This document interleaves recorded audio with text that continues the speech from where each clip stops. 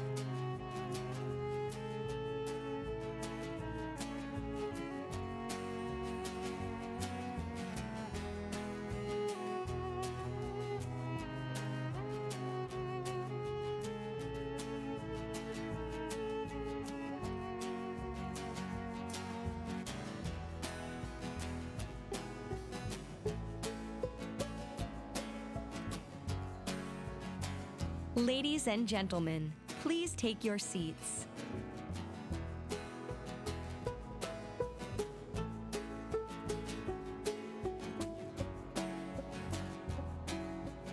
Ladies and gentlemen, the PGA of America National Awards ceremony will begin in 5 minutes.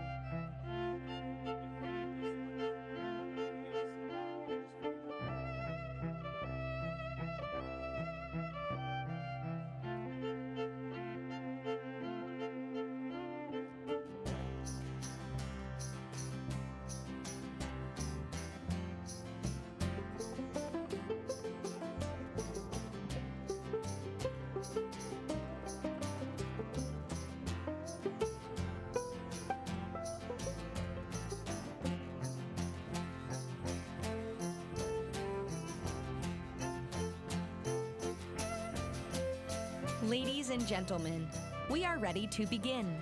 Please take your seats.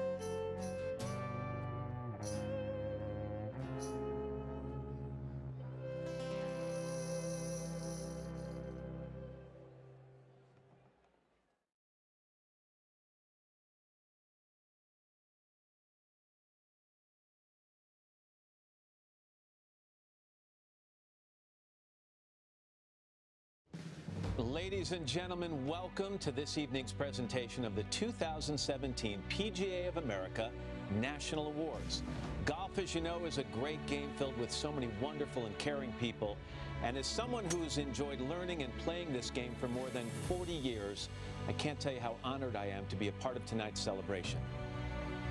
You're going to share in the stories of individuals who, by their talent, dedication, and hard work, have elevated the image of the PGA professional and the golf industry to help shape this game.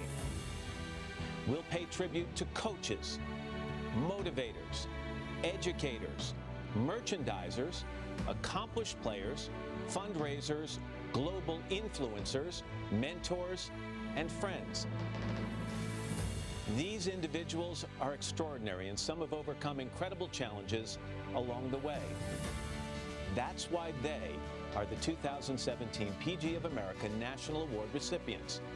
So tonight, it's time for you to hear their stories. This is their moment. It's their night. From a family of dedicated PGA professionals across this country to the millions of grateful golfers like me, I extend my congratulations to this evening's honorees. And now it's my pleasure to turn over the festivities to a great friend of the PGA of America and the son of a decorated PGA professional, David Marr III.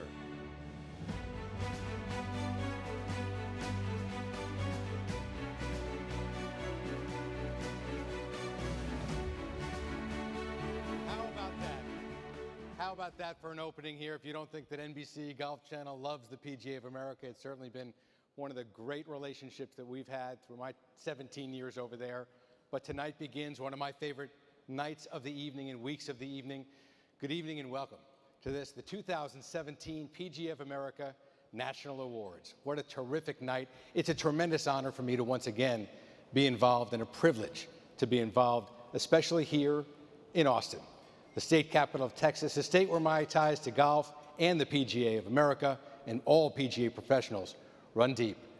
My Uncle Jack was an assistant professional down right near here, all the courses around Austin. He worked in different ones, and now he's down in New Braunfels. My father, as everyone, many people know at least, PGA professional who won the PGA championship, and in honor of his father, really, who was a PGA professional here in the Southern Texas section. So here, deep in the Lone Star State, I am excited about this evening. I hope you all are as well, as we celebrate 11 stars of the game who have accomplished extraordinary amounts this year and throughout their careers. To begin, I'd like to introduce some special representatives of the PGA of America who are in attendance with us here tonight. First, Vice President Susie Whaley.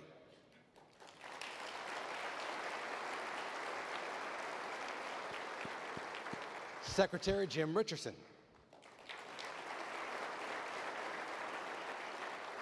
Honorary President Derek Sprague.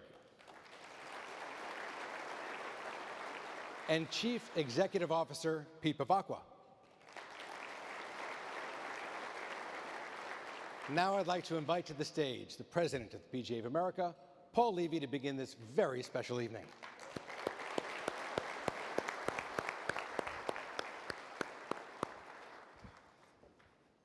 Thank you, David. And you're right, it's great to be in Austin, Texas, isn't it? Absolutely. You know, this is a great place, and it's going to be a great evening. You know, it's my privilege to welcome you to our PGA annual meeting and National Awards ceremony, truly one of the highlights of our year. We gather here this evening to recognize a special group of PGA professionals.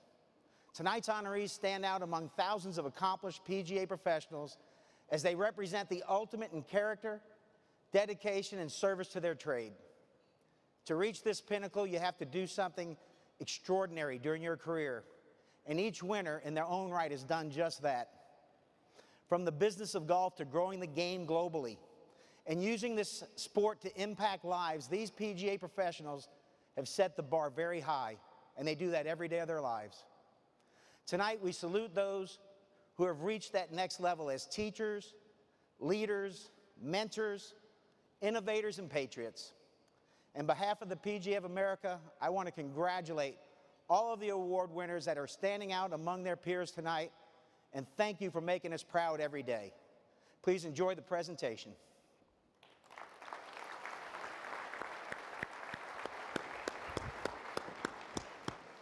Thanks a lot, Paul. Tonight we're going to be combining our awards with the dinner service. We hope you'll enjoy the evening as we celebrate each of these distinguished recipients. And now our first award. Tom Morton's been around the game of golf since the age of 5, extending a tradition of family excellence. He follows in the footsteps of his father, Ken Morton Sr., who has won 4 national awards, including the 1998 PGA Golf Professional of the Year. A Northern California Section PGA professional, Tom is also no stranger to the award stage, having earned the PGA Youth Player Development Award in 2014. So let's check out the recipe for success in the Morton family.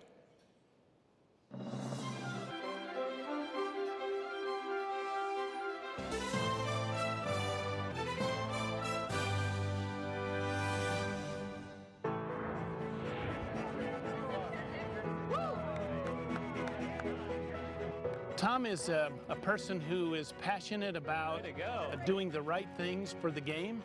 He's involved in making sure that the game continues to prosper, and he knows that the growth of the game is about the future of our sport. Tom Morton has achieved most of his career success through helping others succeed at the game of golf. From the time I came to Tom till now, my golf game has improved 100-fold.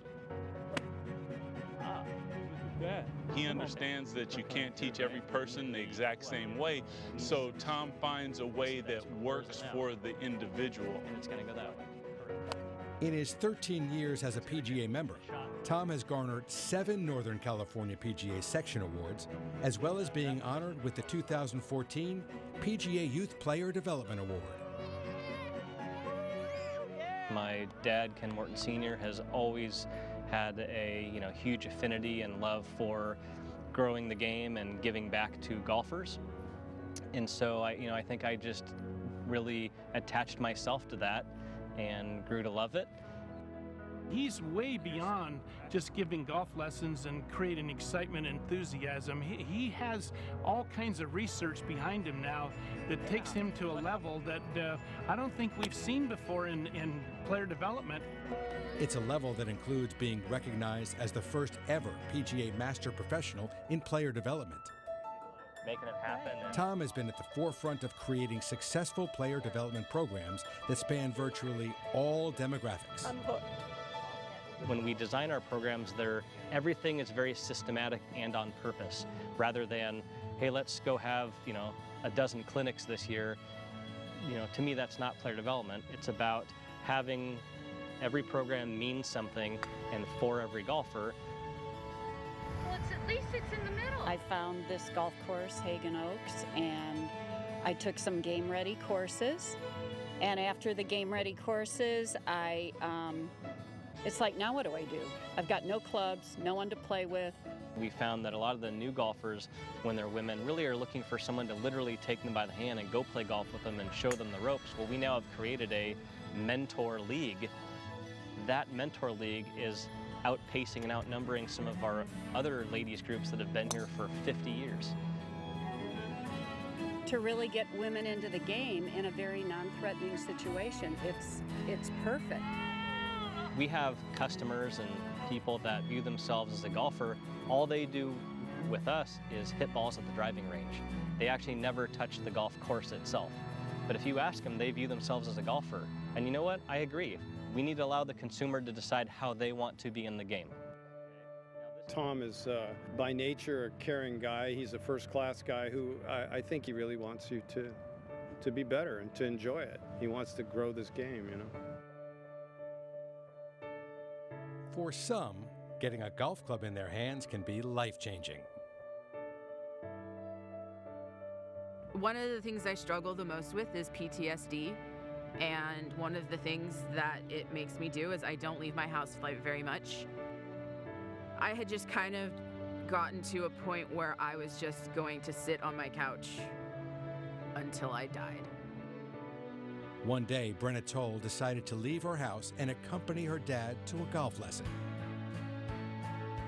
When we got here, Tom Morton rolled out in this vehicle. He literally said, "Get in this chair. Let's see you swing." And so he just firmly, but, you know, respectfully made me golf. I almost cried because I can golf again. And it was something I did not think I was going to be able to do. I don't want to just survive anymore. I want to live. And I know that might sound strange, but I live now.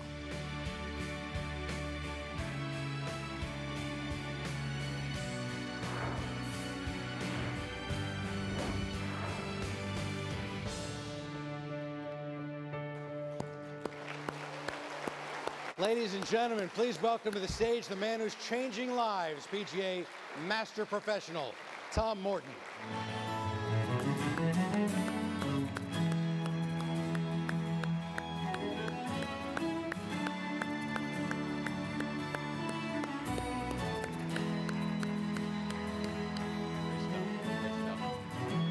And in the words of Brenna, get in that chair, we're going to talk. Very good. She's quoting you, I'm quoting her, quoting you. What a compelling video that was, and just shows how PGA professionals change lives, you specifically. Well, let's start. You touched upon it in the video. It seems your overriding philosophy, as far as player development is concerned, is to meet the consumer at whatever level that they want to get into the game. How important is that, in terms of PGA professionals, to adopt that mantra into making the game more accessible? Well, I think it's everything. I mean, you know, just take a look at the video. I mean, you have an NBA player, right? You had a junior student. You have Brenna, who, by the way, said as soon as you see this video, you're going to start crying. And I got it. She did. She put me over the edge there. But, you know, to the women's groups, and everybody's different. And if we as golf professionals aren't stepping back and looking at our consumers and the golfers and really understanding that there's all these segments and, you know, everybody wants something a little different. If we aren't targeting each and every segment, we simply, you know, are not going to continue to move the game forward. Now, you know, something really exciting coming out of the PGA that's being worked on is the athlete development model, and really kind of, you know, what you see here a little bit is, you know, us doing sort of the athlete development model without sort of, you know, knowing a lot about it in the past. But there's really some exciting stuff coming out that I really believe is going to change the game. Not that the game needs changing, but it's going to grow the game, and it's going to really create more golfers than ever. And so it's a really exciting time to be in the game. Whether we're watching the video or hearing your answer here, the growth of the game certainly is your passion. What motivates you to teach and inspire kids and adults day in and day out? You know, first and foremost, you know, I love the game of golf, and you know, my dad certainly instilled in me a love for the game and what it means. And secondly, I love people and love seeing people kind of achieve their goals and dreams, whatever it might be, right? For Brenna, it was playing golf again, right? But for another student, it could be, you know, attempting to play golf professionally. So you just never know, and that really is what it's about. Again, taking each person and bringing them along to their own goals. You like talking about other people, maybe not yourself so much, but being named a PGA Master Professional, the first to be named in player development. Only 1% of all PGA members ever achieved that level of distinction of Master Professional. How have you implemented what you've learned during the process in becoming a Master Professional in programs? The process was really great because you sort of have to step back and ask yourself, okay, you know, what do I do? Why do I do what I do? And then put it on paper so that it makes some sense for somebody that's looking at it. And what it did is it sort of, you know, made me look at what we did and make sure, you know, do we have some holes in what's going on?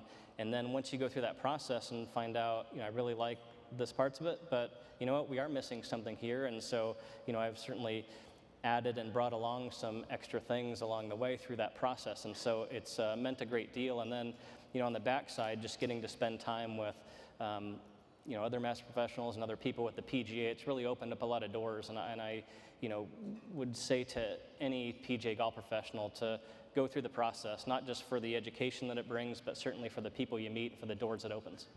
Whether it's Brenna or any of the others, obviously you touched so many people, and that video showed. Do you get a sense of their appreciation for you and what you do as you develop them as a player? Yeah, you know, along the way, it's just about the smiling faces. It's about seeing them, like Brenna comes out now on her own. That's you know, all the appreciation I need. And, you know, Doug Christie's really starting to play a lot of golf now. And, you know, after his NBA career, that's his way to sort of compete and to thrive in that arena. And so getting people, you know, seeing those people and really them, you know, coming out and using golf as a tool to improve their life, that's all the appreciation I need. Well, it's certainly compelling to see a man who has been developed as a PGA professional by a guy such as your father, continuing his footsteps the way you have. Does that give you a sense of accomplishment and maybe tribute to him? There is no doubt. Again, you know, certainly both my parents, I wouldn't be where I am, or I wouldn't be who I am without them. And my dad, what an incredible example he set for not only myself, but for our company and for, you know, really PGA professionals as a whole. So to be able to come to work every day still and to just follow his lead, and you know, there's certainly a few people in life that when they begin to speak, you kind of better stop and open up your ears because something good's about to come out, and that's the way it is with him every day. So again, I feel blessed to be around that. Well, a legendary father. The son is building his own legend. Tom, congratulations. Ladies and gentlemen, Tom Morton. Great to see you. Great job. Got Paul here.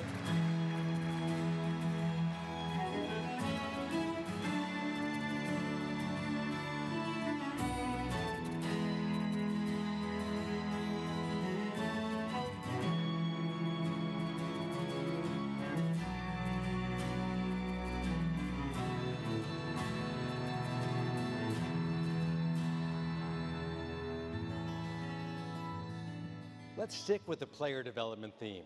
Our next award winner has created something truly unique and innovative, which is taking off with kids in Central Florida. He's proven you can never be too young to learn the game of golf, and that the game is for children of all abilities.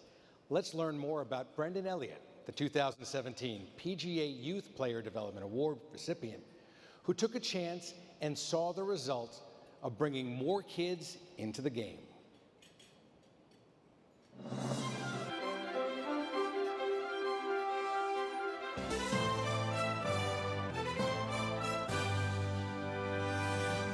Just like school, I'm gonna call roll to see who's here, okay?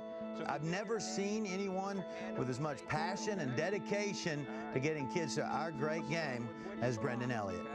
We're gonna go from putting. I am 100% convinced that Brendan wakes up every morning and the first thought that pops through his head is, what can I do to get more kids out playing our great game today? 3 to 5-year-olds, you're gonna be with me. For Brendan Elliott, that passion and dedication developed through early experiences with his own children.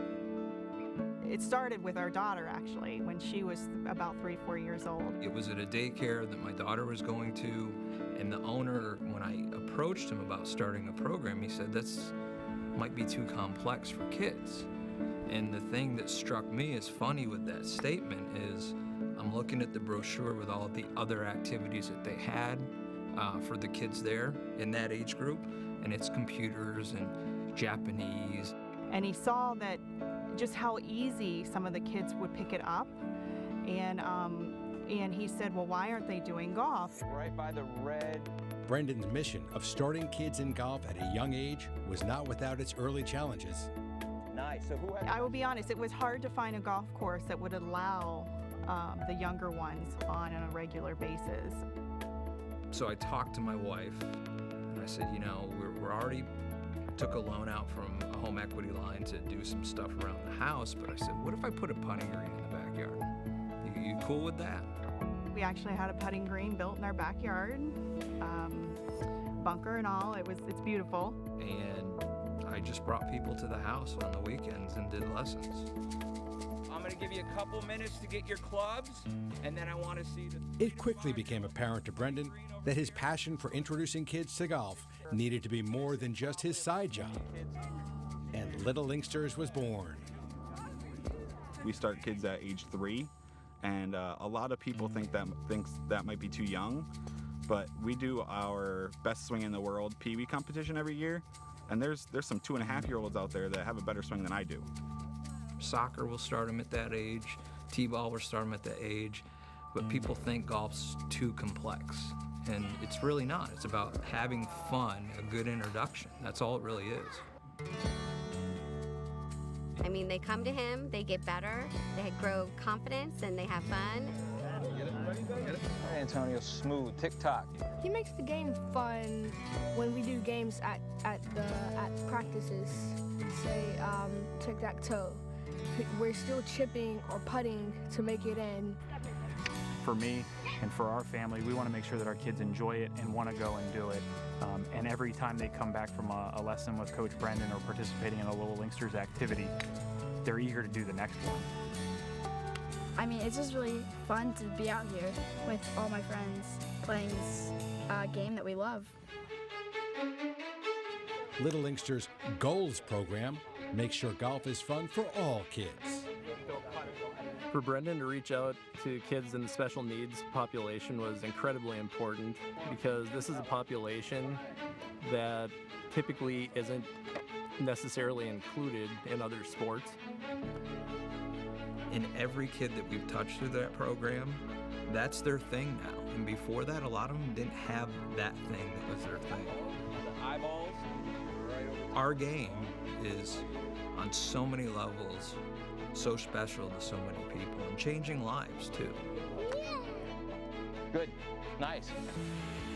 For me, it was never about becoming this big business. It's not about money, it's about the look on those kids' face when they knock the putt in the hole, or they hit one flush off the tee. That's really what it's about.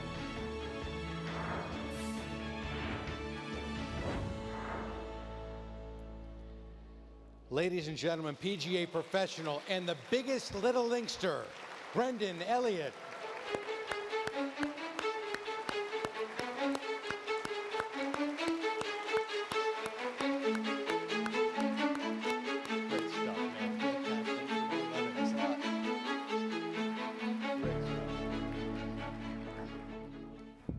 Is this So real? If you build it, they will play, I guess, right? Absolutely. Great going, man. That takes some visions, fantastic.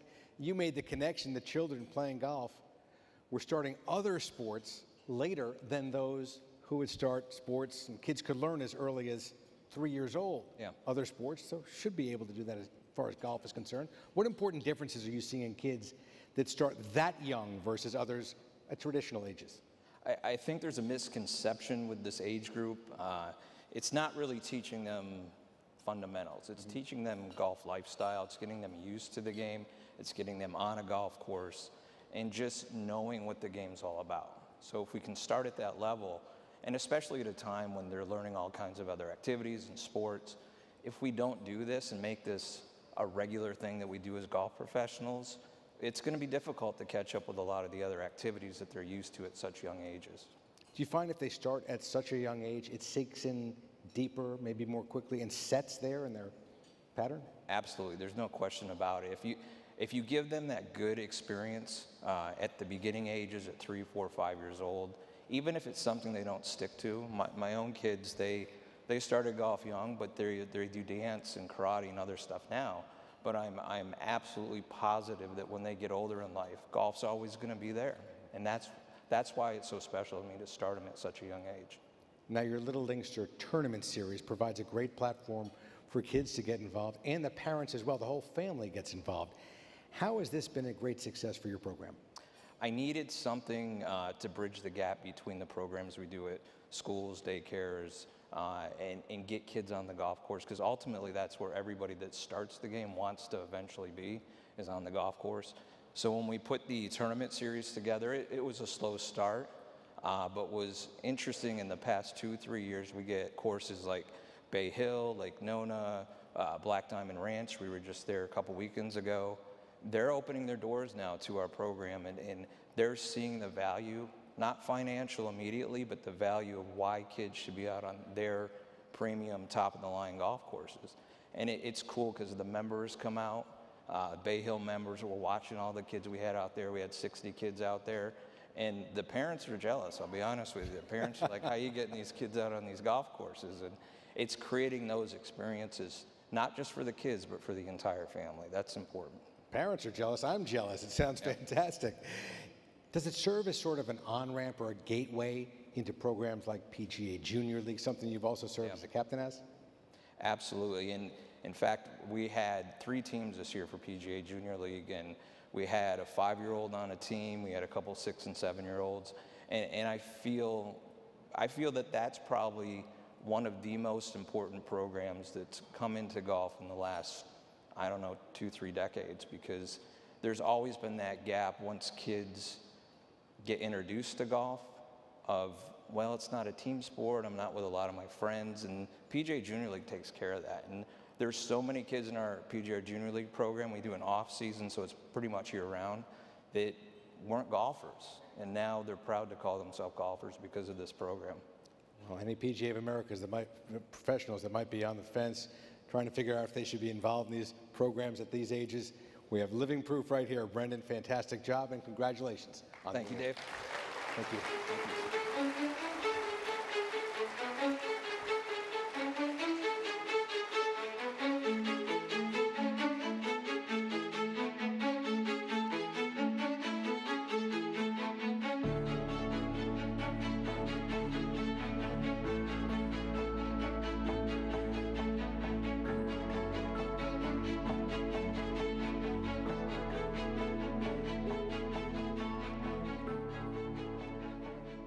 As you all are well aware, the relationship between the PGA of America and our nation's military traces back a full century. The PGA's commitment to our nation's heroes has never wavered. And today, at Treetops Resort in Michigan, this commitment is further demonstrated by this year's Patriot Award winner, Kevin McKinley. Let's take a further look at how Kevin is helping our veterans every single day.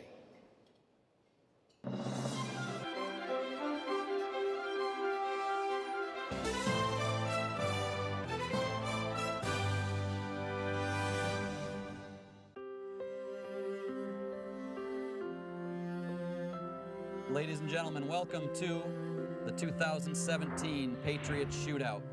3 colors of honor, 3 colors of glory, 3 colors of hope, truth and liberty. What he does to pay it forward back to the veterans is just, it's amazing. There's no words that can really describe it. His devotion to his family, his devotion to his God, and his devotion to country is outstanding. Throughout the community, no matter where you go and what part of the state you go, everybody knows Kevin McKinley. They know of his work, they know of his compassion, and they know of his dedication to veterans. More holes this year. Good job, brother. As the PGA Director of Golf at Treetops Resort in northern Michigan, Kevin McKinley has a big job, The 3 Tops course. and a big family. Oh, good stuff, Coop. He oversees 81 holes of golf, multiple golf shops, So all of these names were soldiers that were killed in action. and is the incoming president of the Michigan PGA section. But still, there was something missing until he heard PGA professional Major Dan Rooney talk about Corporal Brock Buckland, who died in Iraq and was the inspiration behind the formation of the Folds of Honor Foundation and Patriot Golf Day. God bless the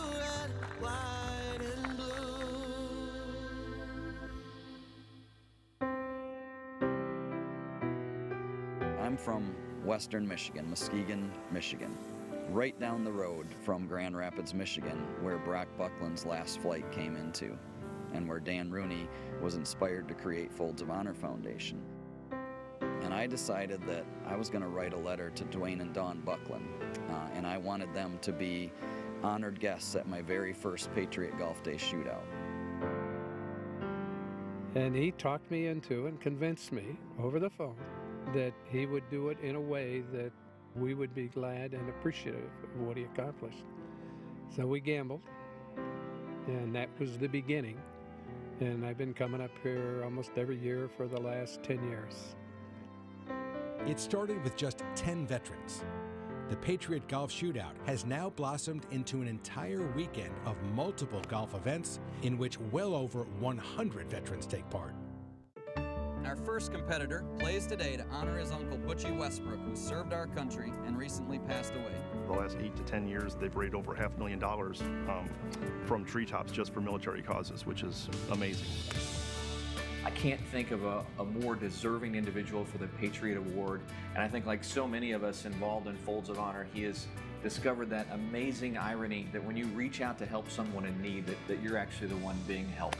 Not bad, not bad. Good work. You know, I've been in this business for 30 years, and I've worked with a lot of golf professionals and a lot of great ones, and Kevin's as good as it gets. Good show, gentlemen. The Patriot Golf Shootout at Treetops has become so much more than golf. That's all right, baby. Yeah, that's the way it goes. It's the 256 names of fallen Michigan veterans painted on the practice tee. It's the Military Golf League Kevin created to help these veterans build on the bonds that they make over the weekend. Thank you for your service. Thank you for coming out. It's a salute, a handshake, Keep it going. a hug.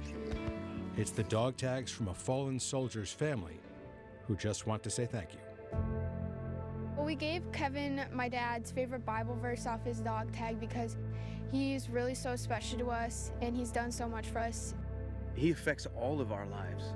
He welcomes us in his family. Amazing, amazing man that exemplifies servant leadership. It's just overwhelming to us to see the respect that they give him. We don't leave anyone behind on the battlefield. We don't leave anybody behind when we get out. And Kevin's is year-round to that commitment, and his compassion is boundless. We love him. We will always love him. But these guys, they show it so effortlessly, and Kevin is so humbled by it. These folks have served our country. These folks have family that have served our country and paid the ultimate sacrifice. What they've given to me and to my family, it just absolutely pales in comparison.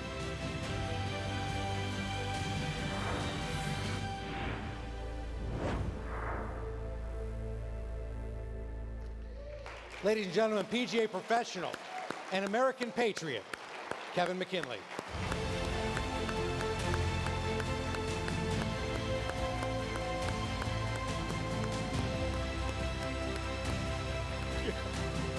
Wow.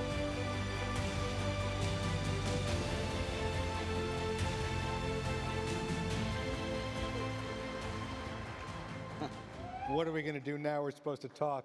I don't know if I can. Good luck. Can we do something first? Please. I brought your time. I brought two heroes with me here, and that was really cool. The standing ovation, and I appreciate that. But Sergeant Jason Fuller is out in the audience there. 4 tours in Iraq.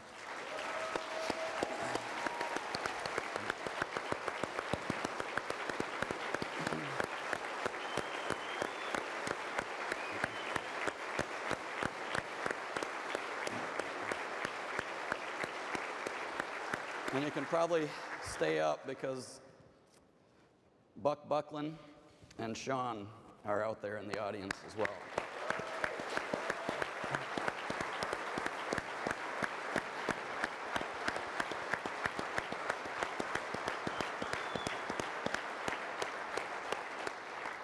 That buy you enough time? That just made it worse.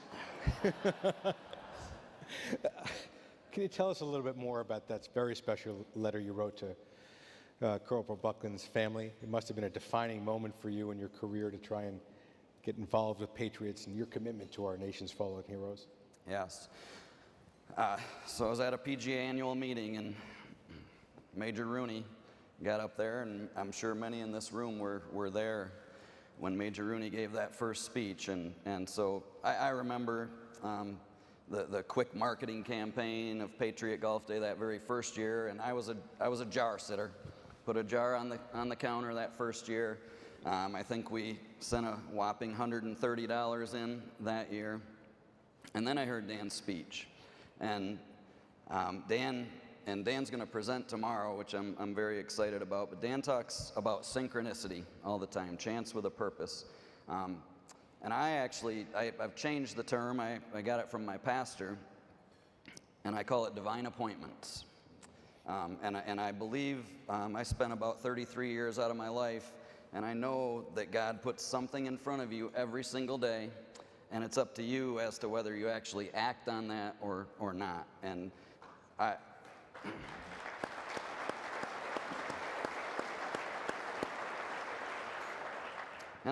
feel like I spent 33 years not acting on those divine appointments, and so that was the first step there. I went back to my home club, and I had decided already that I was going to write this letter, and it was January, and I actually looked at the letter today, and it was postmarked in May, and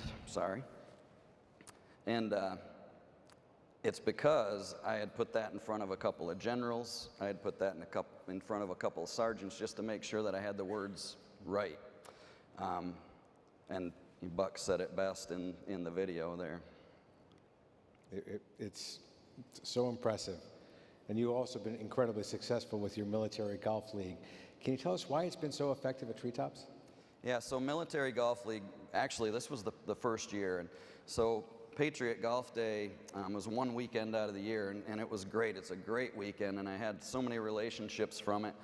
But I didn't, and I had a few local ties, but I didn't realize how amazing the population of local veterans was in Gaylord. We're a small town. And so I took an idea that the PGA of America gave, and I knew I wanted to do this as soon as I heard the idea, but we run PGA Junior League there as well. We have 4 teams at Treetops, and I knew this would work for adults. And I was just waiting for the right group of adults, and so I sold it like that. And so before long, we had 42 military men and women signed up, and they play exactly the same format as PGA Junior League, week in and week out. We take the off week, and we actually give them a clinic in that off week. But when you have an idea like that, you just run with it. And the biggest thing, it's a great format. They have a great time playing, but the camaraderie is unbelievable. And I had Korean War veterans, and I had just these most recent conflicts veterans in it, and the bond that they share, even though their conflicts happened so many years apart, that was probably the most amazing thing to see. Well, from your guests, from the sound bites we saw in the video, we see the impact you have on veterans. What impact have they made on your life?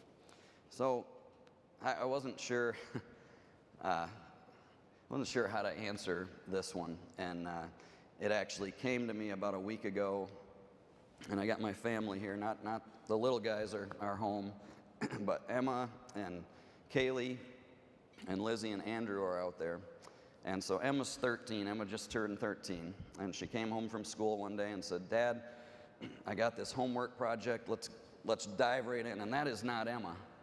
Emma procrastinates, and 10:30 at night we're trying to get homework done.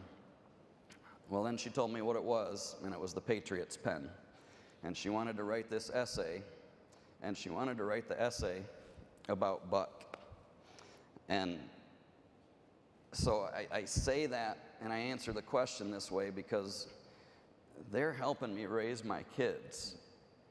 And my wife, she, bless her soul, she does such a great job of doing it on her own, but parents, we all need help raising our kids.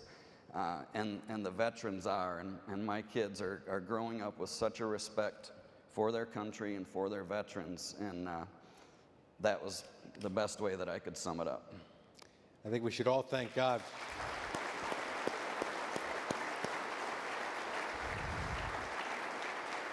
I think we should all thank God for the divine appointment of putting the PGA of America in front of Kevin McKinley. Thank you so much and congratulations. Thanks for so much. All you do. Great job. Yes, thank you so much.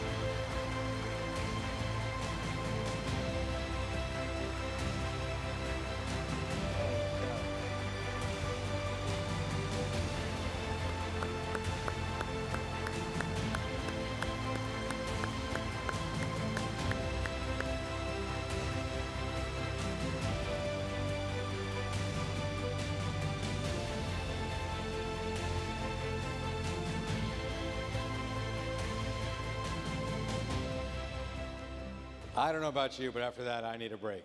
We're going to take a break right now for dinner. We're going to resume in about a half an hour.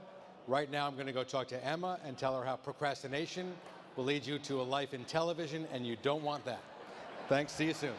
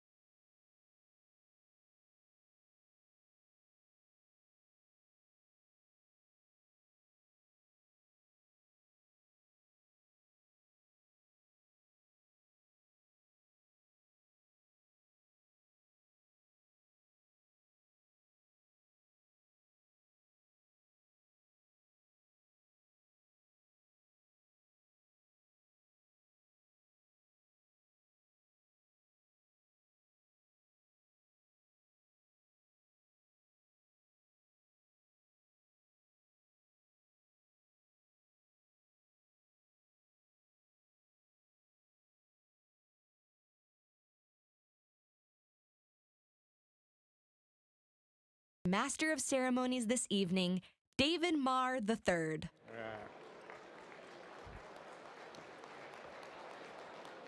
Well, you want to know the definition of an easy job? It's when you get on stage and talk to interesting people who are doing important things about great stuff they're doing, about a sport that you love. So I'm ready to continue. Hope you all are as well. The next award, we're going to return to Michigan. Less than a decade of PGA membership, Zach Chapin has been honored at the section level for 3 consecutive years as Merchandiser of the Year. And now his hard work is being recognized on the national stage. Zach strives to provide guests with the best experience possible, offering quality merchandise and extraordinary customer service. Let's travel to beautiful Arcadia Bluffs to meet the 2017 PGA Merchandiser of the Year for Resort Facilities, Zach Chapin.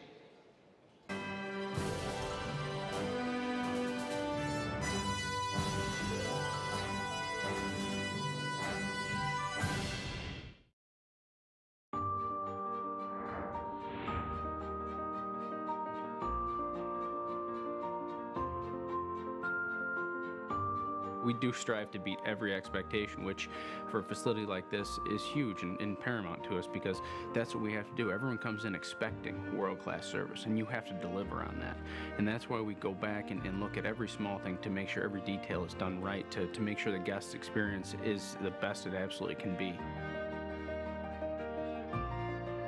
Zach Chapin has been meeting and exceeding expectations for the last 9 years at Arcadia Bluffs Golf Club in northern Michigan. Our customers get treated as though they're royalty right when they hit the door. From their very first impression to the time they leave, Zach and his staff just do a wonderful job. They call it a performance fabric, but we all know what it is. To make it look easy is not easy, but Zach does a good job of that. And every year he gets better and stronger and more experienced, and it shows.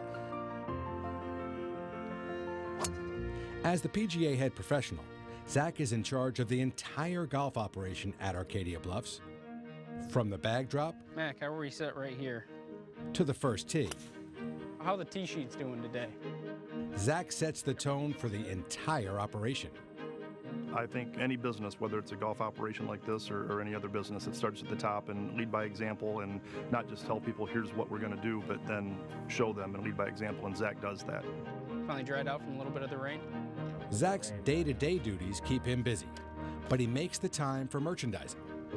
First thing I want to show you is some of the... There is no shop manager. Zach does all the buying himself. It's his passion and an important part of the bottom line at a resort like Arcadia Bluffs. This looks great. I really like this color, Mark. Zach, the Unite shirt. He clearly has an advantage looking behind me at what this property represents, the service level here, the quality of the golf course here. He has an advantage in that regard, but he's truly maximized it. If somebody were to look at his numbers over the last number of years, how much the sales have grown in a golf shop under Zach, it's really amazing. His professionalism, his organization, and his ability to have what the customer wants are just uncanny.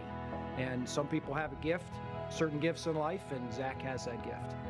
I like how you have incorporated the Fennec fit in with the collection there. I think golf is specialty retail, and I think what Zach does is he really finds that special memento, that special takeaway from this place, and he continues to strive to try to find that unique item. Just by meeting with you and adding that. You may go to the big box stores, the superstores, and you'll find the major brands. He's willing to take a chance on smaller lines that you may not see everywhere, and it pays off for him. For me, it's an amazing opportunity to see the look on people's faces when you've done all the hard work of, designing hats, designing all this stuff, picking out all the outfits, the garments. For me, that's a passion of mine, and I just really, truly enjoyed doing it.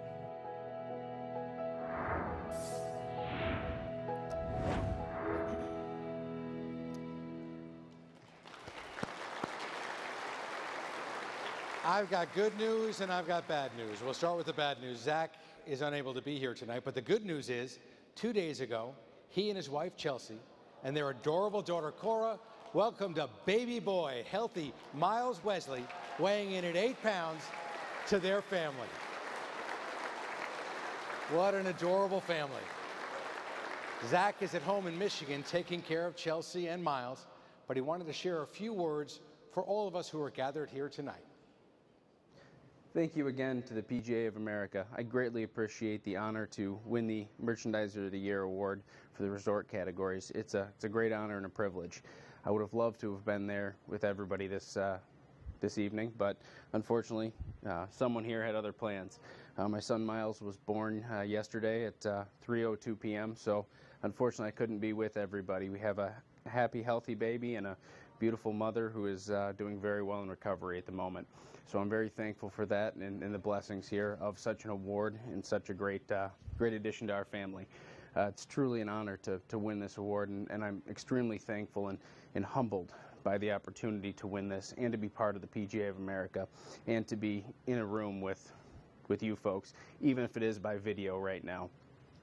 I would like to thank everyone at Arcadia Bluffs, from ownership to my boss Bill Shriver to all the staff who truly make this operation what it is and everything that has to do with it. And I'd like to thank anyone that has ever had anything to do with my career. I can't tell you how thankful I am for all the help, all the assistance along the way. And the Special Awards Committee throughout the PGA has been absolutely wonderful. Thank you very much for helping me through this.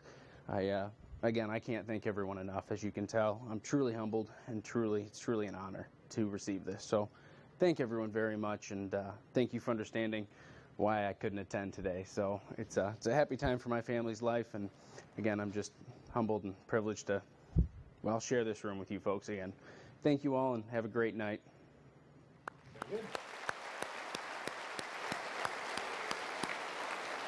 I suspect Zach is watching us on the stream as we stream this on the web, so congratulations on the newest little piece of merchandise you got with your family. And don't hold it against Miles that he played through your award ceremony, because we're all behind you. Congratulations. Our next Merchandiser of the Year comes from the home of the great Colorado PGA section and a golf club that does things the Bear Dance way. They provide excellent service and top-of-the-line merchandise in a mountain-style environment. Let's venture to the Rocky Mountains to see why Mark Fingston earned the distinction of PGA Merchandiser of the Year for public facilities.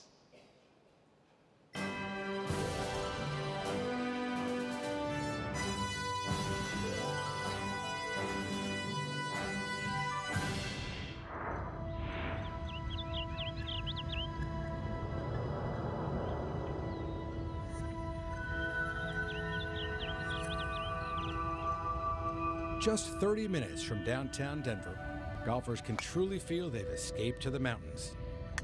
The golf club at Bear Dance is, for several years in a row now, the #1 public golf course in Colorado. And that's really attributed to the leadership of Stuart Bruning and our head professional, Mark Fingston. We want everybody to be a member for the day. It's a public facility that really doesn't feel like a public facility.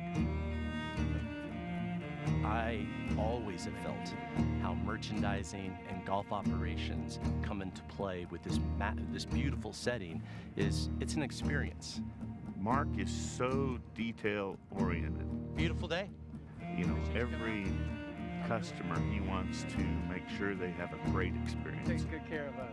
We have a plan every single day of how the day's going to lay out, from greeting you at the bag drop. Coming out. Play well. Grabbing your clubs, putting on your cart, saying hello. Have a good day. Coming up to the golf shop. And I feel like when you walk in the golf shop, it's one of the first moments of truth of your day.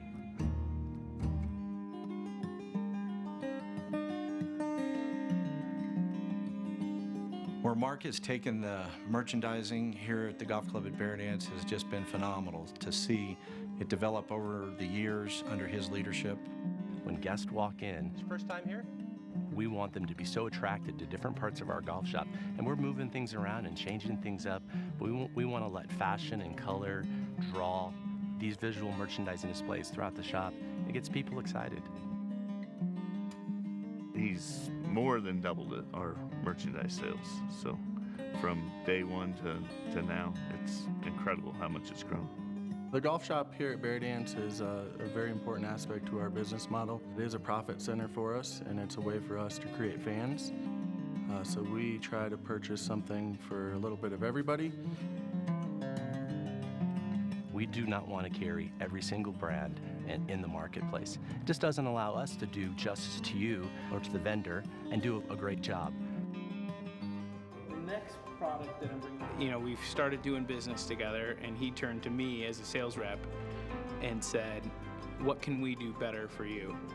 And that kind of made me step back, because you don't hear that often.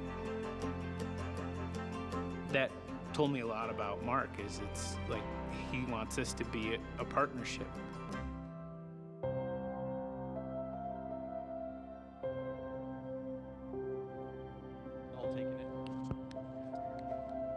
Mark's attention to detail can be traced to his background.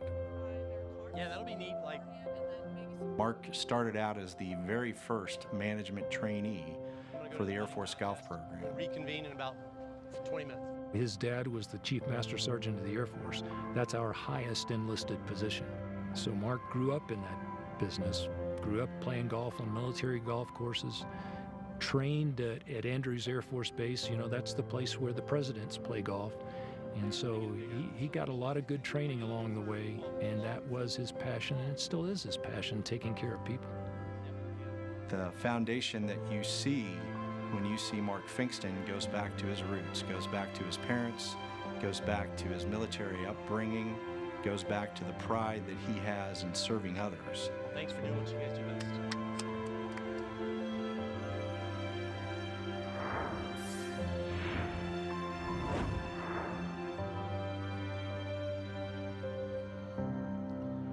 Ladies and gentlemen, please welcome PGA professional Mark Finkston.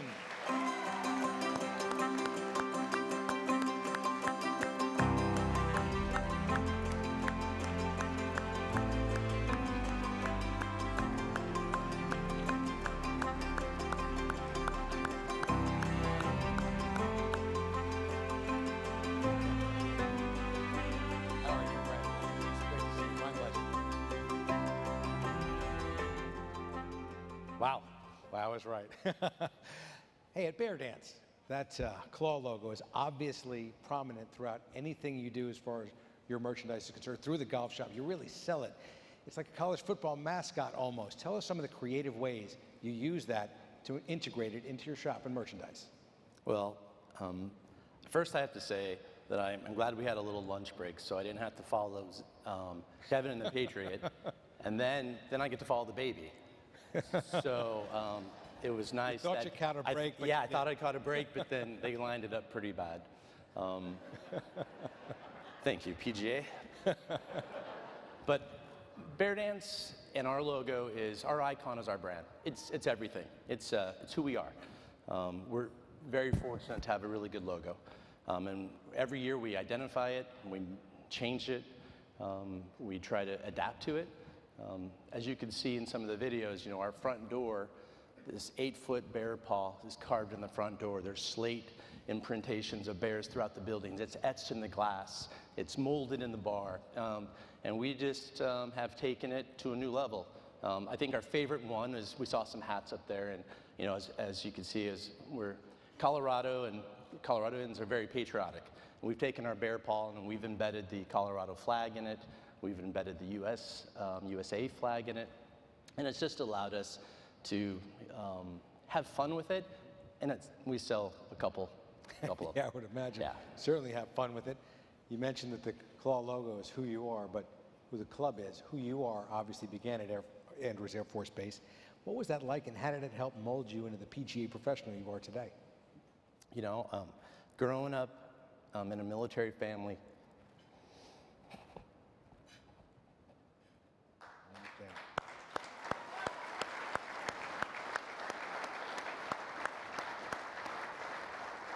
means everything. Had to get that out of the way early. But I'm very proud of being a son of a military person. You know, we traveled all over the world. I was introduced to golf by Air Force Golf, and that was my passion. I knew I was going to be a golf professional in some capacity, and later on in my life, I said, you know what? I want to run Air Force golf programs. These men and women, they serve our country. They go forward. They are taking care of our safety every single day. And growing up, and they're not afforded the luxuries that some of the clubs here today have. We are, you know, there's no great designers, and the clubhouses are a little dated. And I just said, you know what, these people deserve everything. So my first 10 years, I ran Air Force golf programs. And until tonight, it was the most proud moment of my life. But right out of the bat, I was very fortunate to go to Andrews Air Force Base. And Mr. Mike Thomas, general manager, he kind of handpicked me to come there. It's his 37th year there as a general manager, and he's here tonight, flew all the way up from Andrews.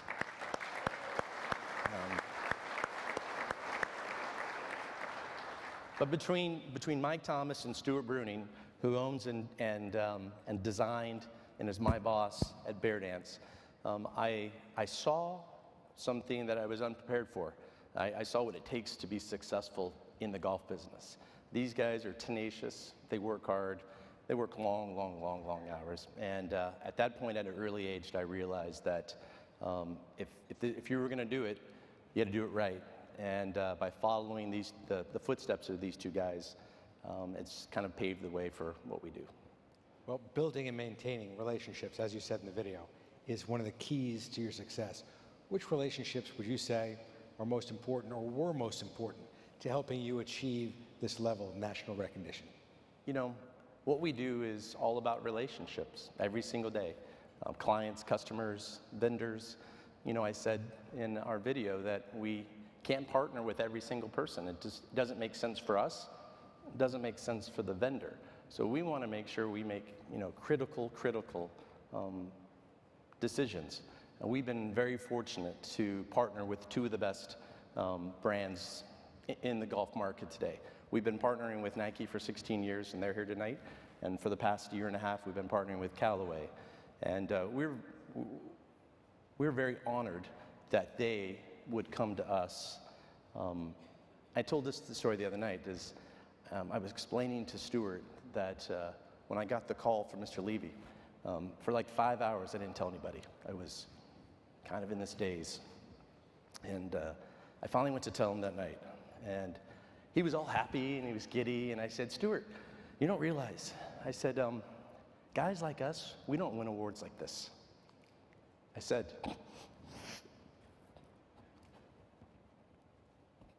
we're just simple golf operators. That's all we do. We wake up, we work hard, we try to make people happy, we try to make them smile. We never try to work hard to check off a box and we want to win this or we want to win that. So for Callaway and Nike to partner with simple golf operators like us makes us feel pretty good. Well, you know what? You are also a tough act to follow. Thank you so much for all you've done, and congratulations on this award. Mark, great job. Thank you. Thank you. I appreciate it. I'm so glad this is over with. Great job, man.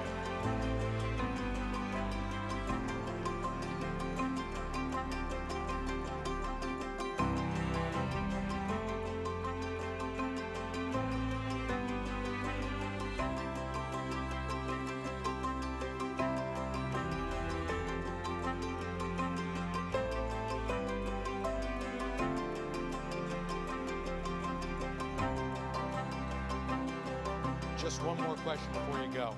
That logo, the Bear Claw logo, is so neat. You incorporate it into everything. Could you put it on those socks? Let me see the socks one more time. Could you get it on those socks? I don't know. So, yeah, that's our next thing. We're going to have bear paws all over every sock. One for everybody here tonight. I love it. I need two. Yeah. Okay, there we go. Our final PGA Merchandising Award recognizes excellence at a private facility, or in this case, two. Using classic techniques and modern technology, Mike Sterlicker is paving the way to success at his two golf shops. Along the way, Mike has learned the importance of personal relationships with his members and the opportunities that those relationships provide. Let's travel to the Garden State and meet PGA professional Mike Sterlicker.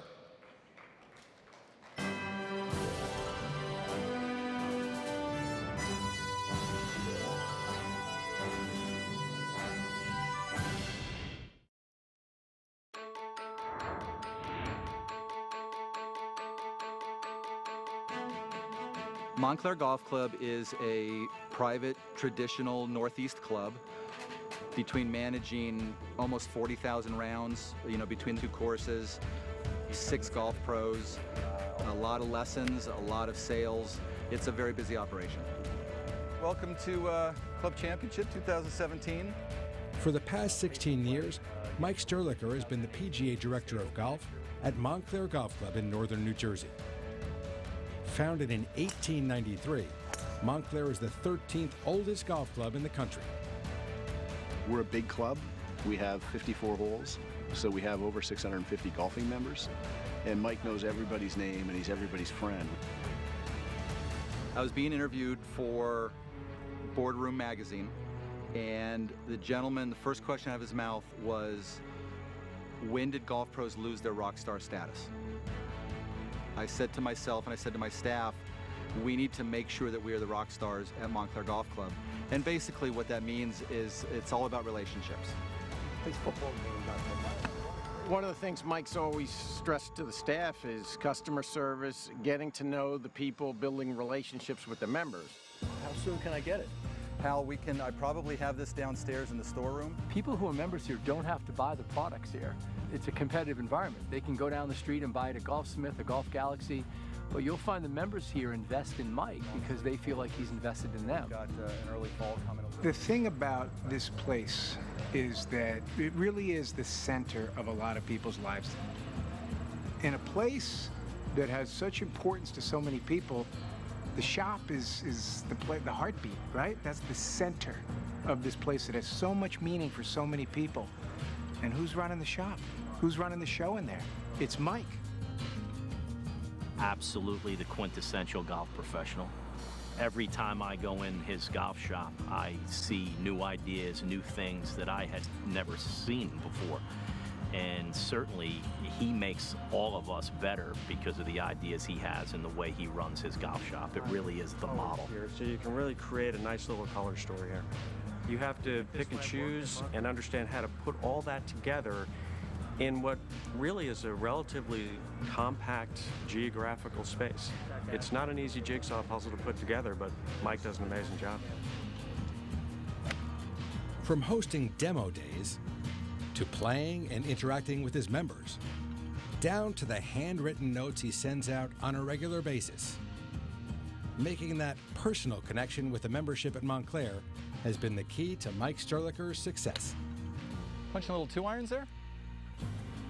Obviously being recognized for something that I have such a passion for is great.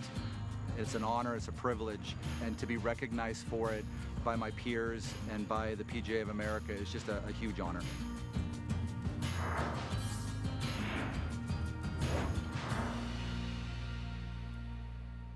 Okay, I've got more good news, more bad news, then some more good news. Mike Sterlicker had to undergo emergency back surgery just yesterday in New Jersey. That's the bad news. The good news is, from all reports, he's recovering well, so we're sorry he's not going to be able to be here. We know that he's sorry as well. More good news, to accept the award tonight on behalf of Mike is his great friend, the 2013 Bill Strasbaugh Award winner, PGA professional Dan Pasternak.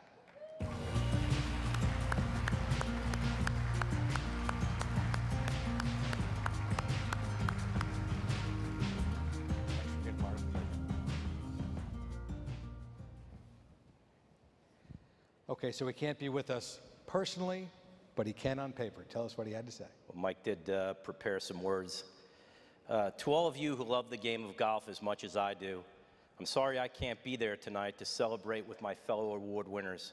To be recognized for something that you are passionate about and spend your career trying to be better at is special indeed. I hate for this to sound like an acceptance speech, but I certainly didn't do this alone. To my mentors, Mike Burke and Mike Stubblefield, thanks for teaching me the foundations of being a golf professional.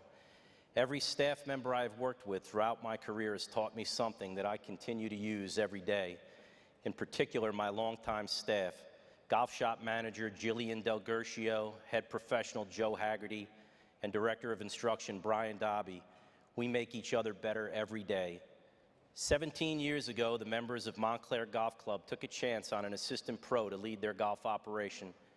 I couldn't ask for a better place to hang my hat every day. Lastly, Thanks to every PGA professional whose golf shops I have been in. I have borrowed an idea from every one of you and consider it an honor to be able to call myself a PGA golf professional.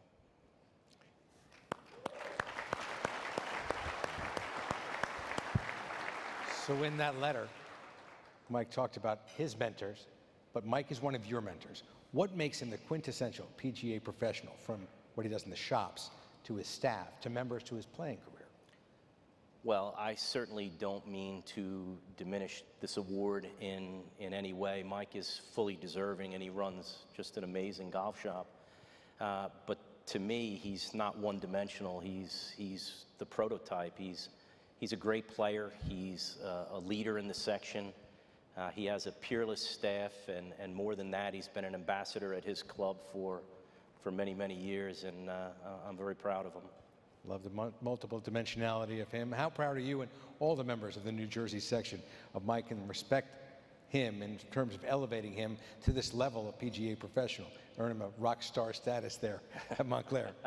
Well, we're all just amazingly proud, and in many ways it's just a validation of what is truly an exemplary career. And I'm sad that he can't be here to enjoy this, the fanfare of all of this, to celebrate with his fellow award winners, which I know he's missing out on. But I'm proud that he asked me to stand in and know that he's at home and his members are very proud of him, and we're really grateful that he's in our section. Well, hopefully he's watching the streaming video at home, and heal up there, Mike. Congratulations on your win, and Dan, thanks for coming and accepting the award for him. Appreciate it. Thank you.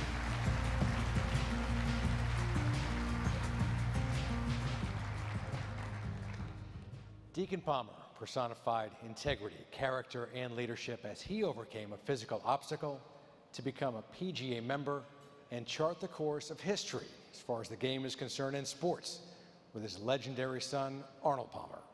The 2017 Deacon Palmer Award recipient has overcome his own set of obstacles. Let's travel to the suburbs of Pittsburgh and visit the town of Bridgeville, which is not too far away from Latrobe, where Deacon and Arnold Palmer made their mark. It's a beautiful part of western Pennsylvania, and it's where we'll meet a remarkable golf course owner, PGA professional, Sam Deep III.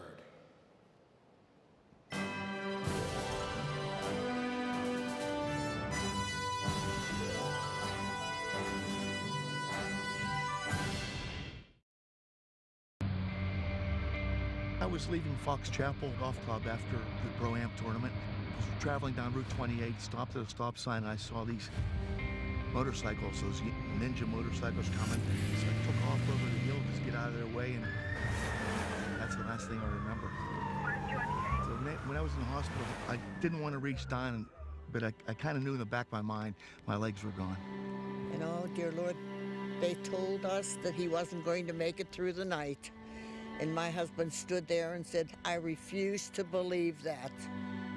Sammy, also known as Sam IV, was just 14 when his dad nearly died that September night in 1998. I mean, it really didn't settle in until the first time I saw him.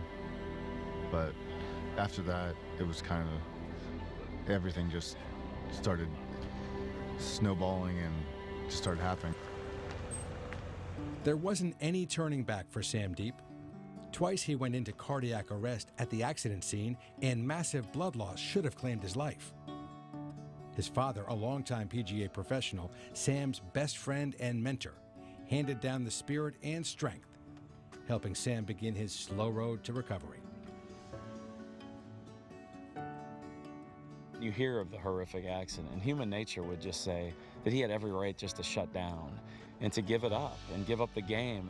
Though his playing days were over, Sam stayed tightly connected to the game, astounding everybody with his spirit and determination. It's 12 o'clock shotgun. Will do. Thank you much. You're welcome. Golf ran in the Deep family blood, and Sam's lifelong dream was to own his own golf club and run it with his son, Sam IV. Either roll it over or... Oh, right there? No, there, and then up by the green, either roll it over... Just 8 years ago, his dream came true when he purchased Hickory Heights Golf Club just outside of Pittsburgh. The course wasn't anything special. It wasn't in good shape. Such bad shape when he took it on. Players weren't coming out here because it was difficult. So many things to make the the course playable. He wanted to make it good. I mean, Sammy's never done anything in his life that was halfway. He is the driving force behind this whole place. He took a down-and-out golf course and turned it into a thriving club, and along the way served as teacher and inspiration to hundreds. I've been told a lot of people that went through what I went through would pack it in pretty much, and I never gave that even a thought. I mean, I was going to move on with my life the best way I could. With the western Pennsylvania hills as the backdrop, Sam Deep has climbed his biggest mountains, first surviving, then thriving, and now giving back. I tell you, I'm real proud of what you've accomplished this year. Never felt sorry for himself. He just went on with his life, and as you can see right here, he's making a big go of it here. Sam has truly been kind of the face of overcoming adversity, of being a winner. Georgie, how you doing, man? But Sam's personality is infectious, and you know, everybody goes there because of Sam. And Sam's he's the face of the place. I know how proud Arnold would be that Sam won. Emotionally, physically, inspirationally, the strongest person I have ever known and probably will ever know.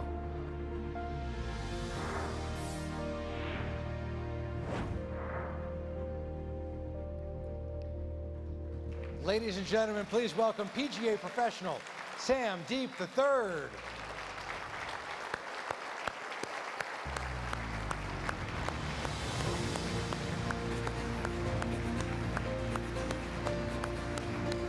All right. Thanks, Sammy. Appreciate it.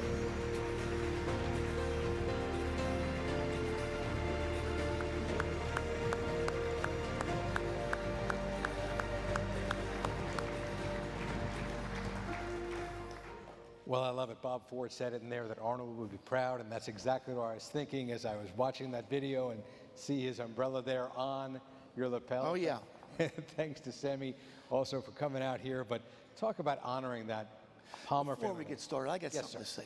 Sometimes, you know, you get to a certain age and you realize you lose control. Like today, we went out to this boot place. Everyone's buying boots, and I'm not buying anything.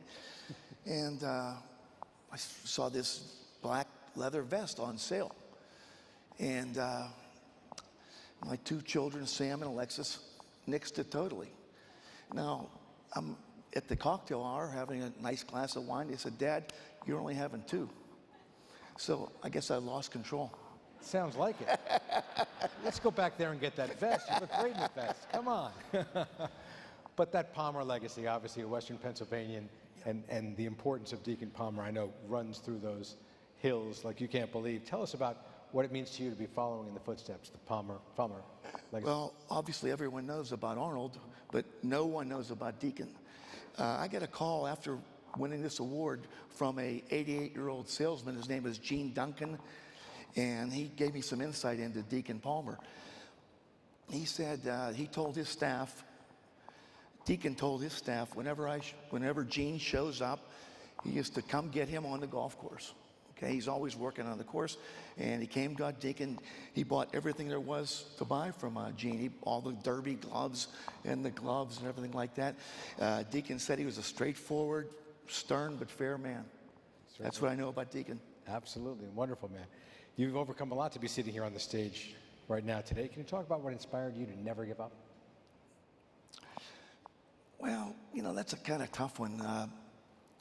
In the hospital, after the wreck, I was in a coma, and they had me pumped full of liquids, and my head was like a basketball.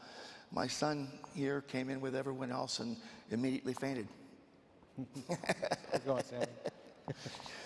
After that, I hope this doesn't come off the wrong way, but failure was not an option. I mean, I just did what I had to do. I was in rehab, and I did extra. You know, their idea of rehab was about 45 minutes, and I'd go back to my room and rest a little bit, and then do everything again and again and again. And I wanted to get out of there, and I guess that was their schedule, you know, not mine. So I got out of there.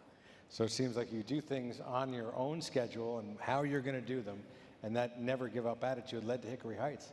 And it's a dream of yours that you followed to completion. And after realizing the dream, you still turn the course around as you have. Can you talk about that process and what that means to you to establish that facility? Yeah, when we bought the course in 2009, it was a kind of a stepchild. No one wanted it. Greens hadn't been irrigated in years. The bunkers, they played winter rules. They took a rake and ground it, put their ball on there and hit them off. We removed about 30 unplayable, unmaintainable fairway bunkers, and throughout the years, we rebuilt all the rest. You have to have good people. Everyone in this room knows you don't do anything by yourself. I was able to hire a man named Mark Yates, June of 2009, and he just took the place, put the place on the map. Mark retired this June, and was lucky enough to replace him with a man named excuse me, Andy Bates. And he's taken the place to a new level. So I guess you could say I had the Yates and Bates show. Well, passion and persistence certainly ran throughout the PGA of America members in the Palmer family, from Deacon Palmer to his son Arnold to his grandson now Sam Saunders. And I can see the PGA of America colors runs deep in the Deep family as well. Congratulations. Thank you. I have a little story to tell about Arnold. We got time. Okay, in 1969, I was playing for Point Park University in the NAIA qualifier at Latrobe. And number 15 was kind of a blind par 5, and I hit it as good as I could. And I'm chugging up over the hill, and I see this gentleman hitting golf balls, and I knew the swing. Here, Arnold's practicing. It was May of the year. He's practicing for the 69 U.S. Open.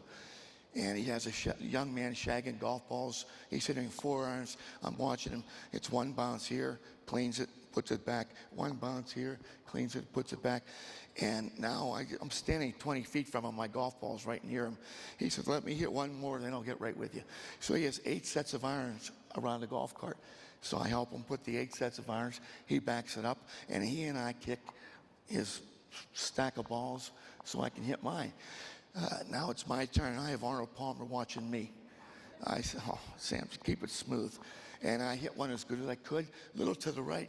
And he said, well, young man, it's not quite where you're going to be, but I think you'll be all right. I go down there, chip it up, and make birdie. Now I'm on cloud 9. Next hole's parallel. So I'm walking and looking. I said, no, he wasn't paying attention. There he was. So I'm walking and looking, walking and looking. Finally, we make eye contact. He goes, nice going. It made my life.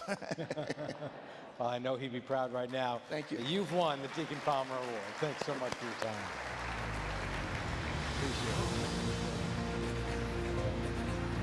So Paul Levy's now. Picture for you. Great going.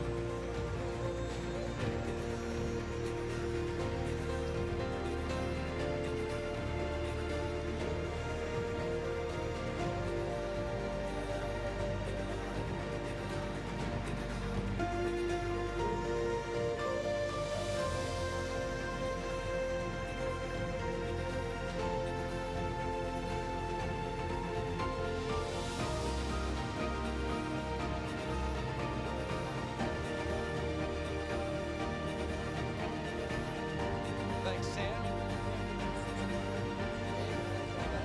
Exactly down the road there.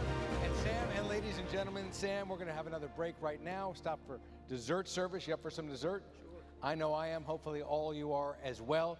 We'll resume our ceremony and conclude it in approximately 20 minutes. No problem.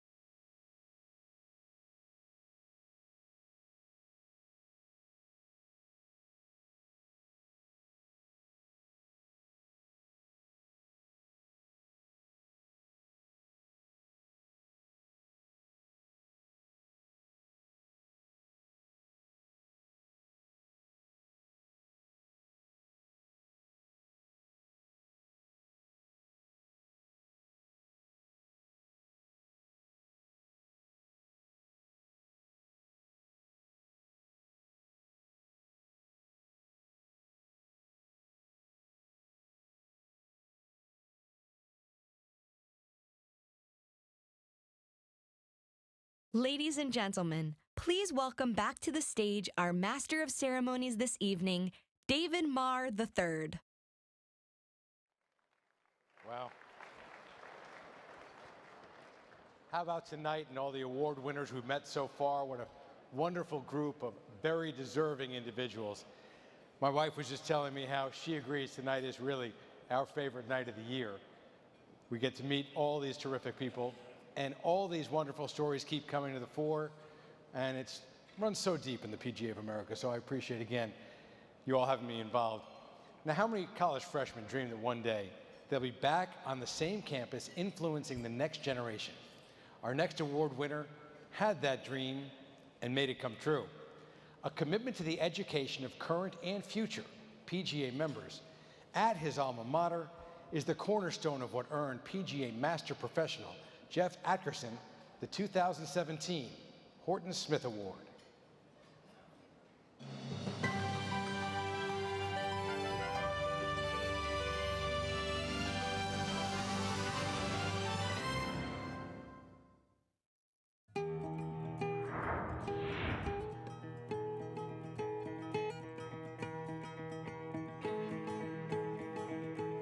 Mississippi State University, home to the second oldest PGA accredited golf management program, is also home to PGA professional Jeff Atkerson.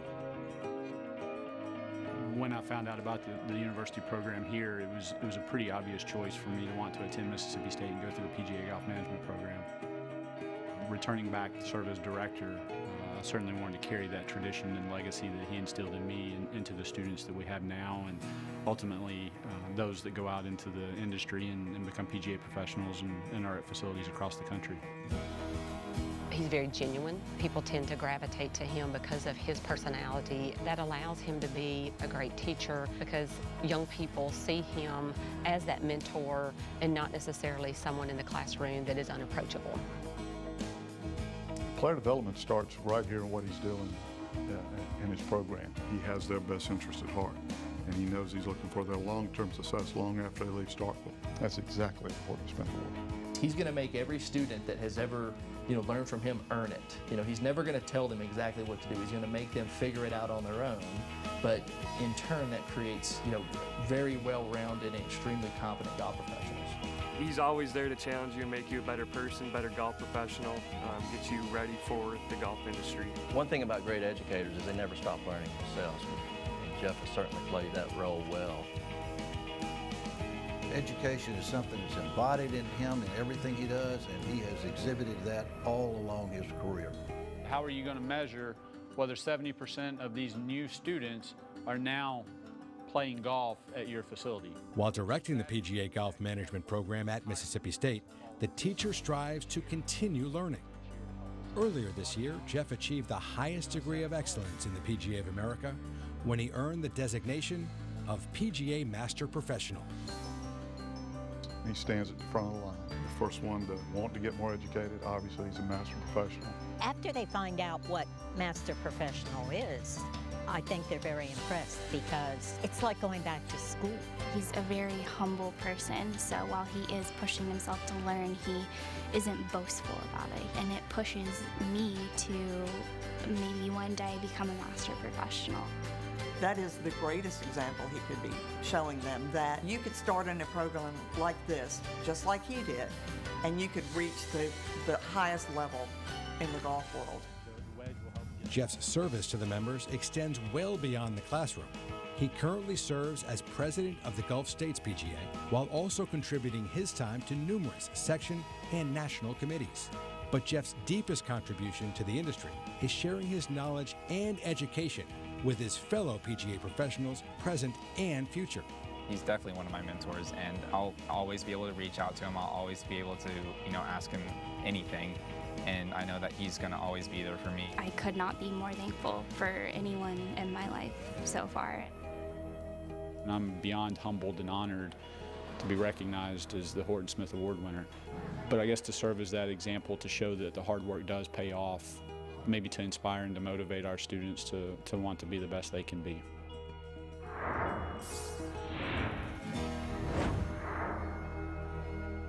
Ladies and gentlemen, PGA Master Professional Jeff Atkerson.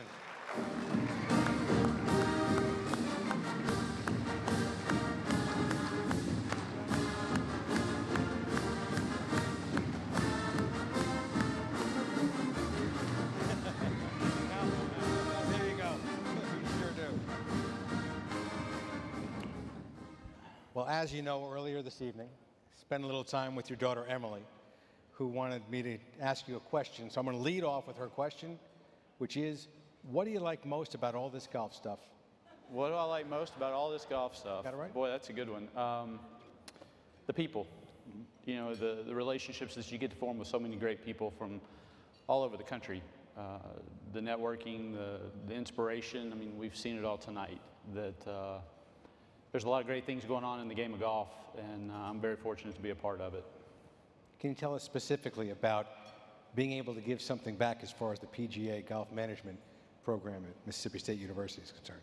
Well, sure. You know, to be back at my alma mater is very special, and I could probably sit here the rest of the week and talk about all the opportunities and unique experiences that you have, and to see the passion of these students when they come in and the desires that they have to achieve so many wonderful things in the industry. And you know, we're very fortunate to have 18 of the university representative students here, one from each school. I encourage everybody to get to spend time with them this week. And there's other students that came down from Mississippi State to be here tonight. And it's special, and it's an honor to have them place the trust in us that they do to prepare them for their careers. And that's something that we take very seriously, and it's exciting to work with them each and every day. It's fun to go to work. And I'm sure they look up to you as a PGA Master Professional. It's a tremendous achievement. Can you tell us what PGA member education means to you, and why is it so important?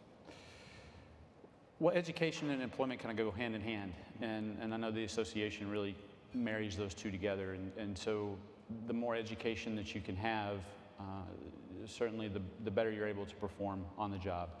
And the member education that the PGA of America is putting together and has been working on for a number of years and has outlined for future growth really is going to provide a lot of skills to the members that are relevant in what we're facing in the industry today.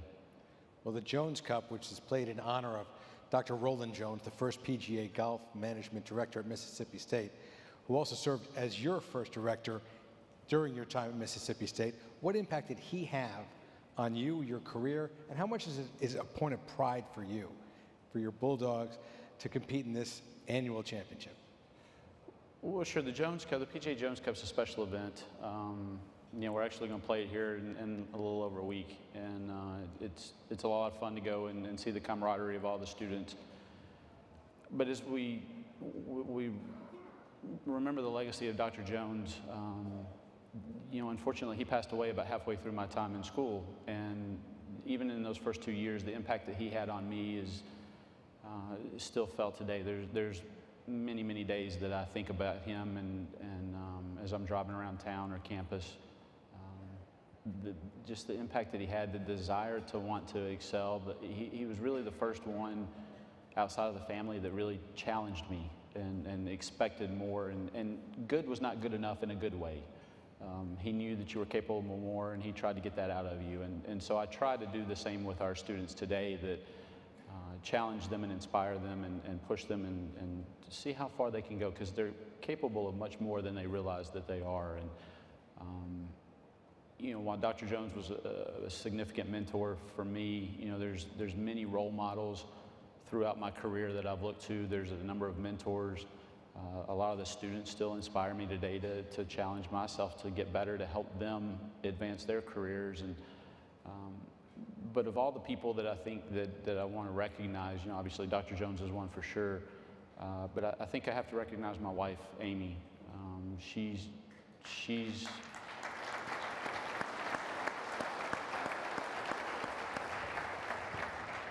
you know, 18 and a half years, and each and every day she makes me want to wake up and get better. And at the end of the day, I hope that I have done that and try to inspire and work with my kids and help them to become better. And but I'm very blessed to have had a number of people that have helped me along the way to reach this point. And Again, it gets back to the question that I answered for Emily. It's all about the people, and golf's got a lot of great ones. Well, you're one of them, and an inspiring teacher can certainly change the world. Thanks for all that you do, and congratulations. Thank you. Ladies and gentlemen, Jeff Atkerson. Make sure I got the question right. I hope I did. I guess, yeah.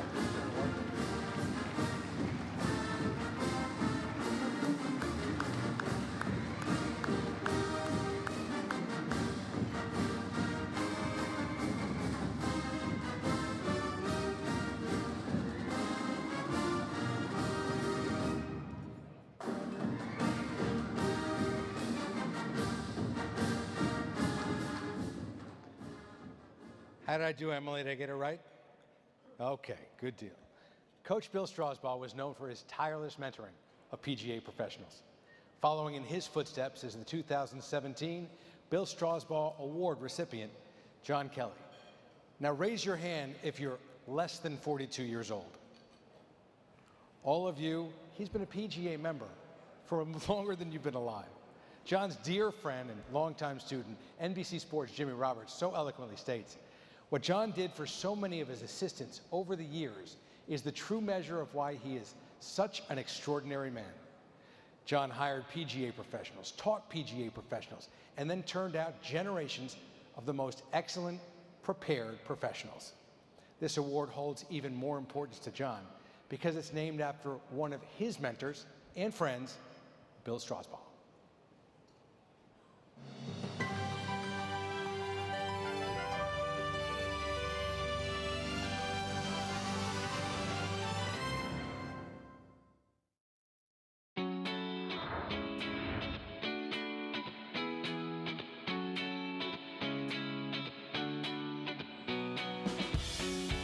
I knew him personally.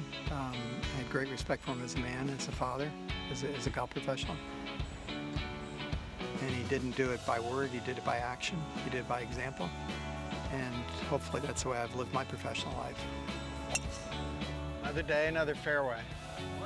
For 41 years, John Kennedy has lived a life of service to his members and his PGA professional colleagues. The longtime PGA director of golf at famed Westchester Country Club, John retired in 2016. But the legacy he leaves behind at Westchester is more than just a name on a building or the esteem in which he's held by the members. Still got to drive that right in. It's the impact he's made on so many lives. He's a terrific professional, but beyond that, he's a genuinely good person. There's not somebody I've met who displays more solidly what it's like to live a real life and live a real professional's life. There are few PGA professionals as honored and respected as John Kennedy. His passion for education earned him the PGA's 2010 Horton Smith Award. In 2012, John was honored for his work with America's veterans with the PGA's Patriot Award. But perhaps no honor is more appropriate than the Bill Strasbaugh Award and its focus on mentorship. You don't count the people he's helped in fives and tens, you count them in hundreds. There's the mentoring that he's done with young professionals and even some of our older professionals just in dealing with their day-to-day lives, with their businesses. He was always the first guy that you would contact if you got a job in the section, if you were trying to think about how to set up your business, how to set up a business plan. I just think that he's got a great track record. So John's helped people through the years and they've gone on to great success. And if you're ambitious and you want to get ahead in this business, making a phone call to John Kennedy is probably your first best bet. I would say, John, you're allowed to say no once in a while. And he could never say no, and it was always a yes, and it was always him giving, and always giving from the heart. And that's a great quality that John has. Since then, it's been a lot better. After I said this is kind of it. Yeah. I think for all the professionals in the section to strive to be like John Kennedy is and was would be, a great goal to try to get to one day. I don't know if it's possible, but I think that's kind of the benchmark. In all, John has mentored well over 150 PGA professionals, including his successor at Westchester, Ben Hoffine. He's a total golf professional. He understands pretty much everything about everything, so there's no subjects that are off limits, but his experience is really second to none in the whole country. He has a reach that's well beyond golf. It's a legacy that will really last probably for generations. I do have great appreciation for the blessings I've been given and the opportunity I was given, and hopefully I was able to make an impact on people's lives through the opportunity I was given.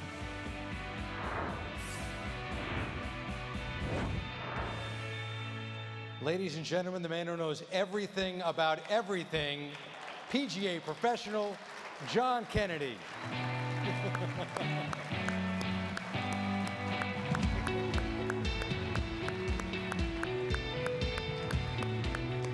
Great to have you. Congratulations.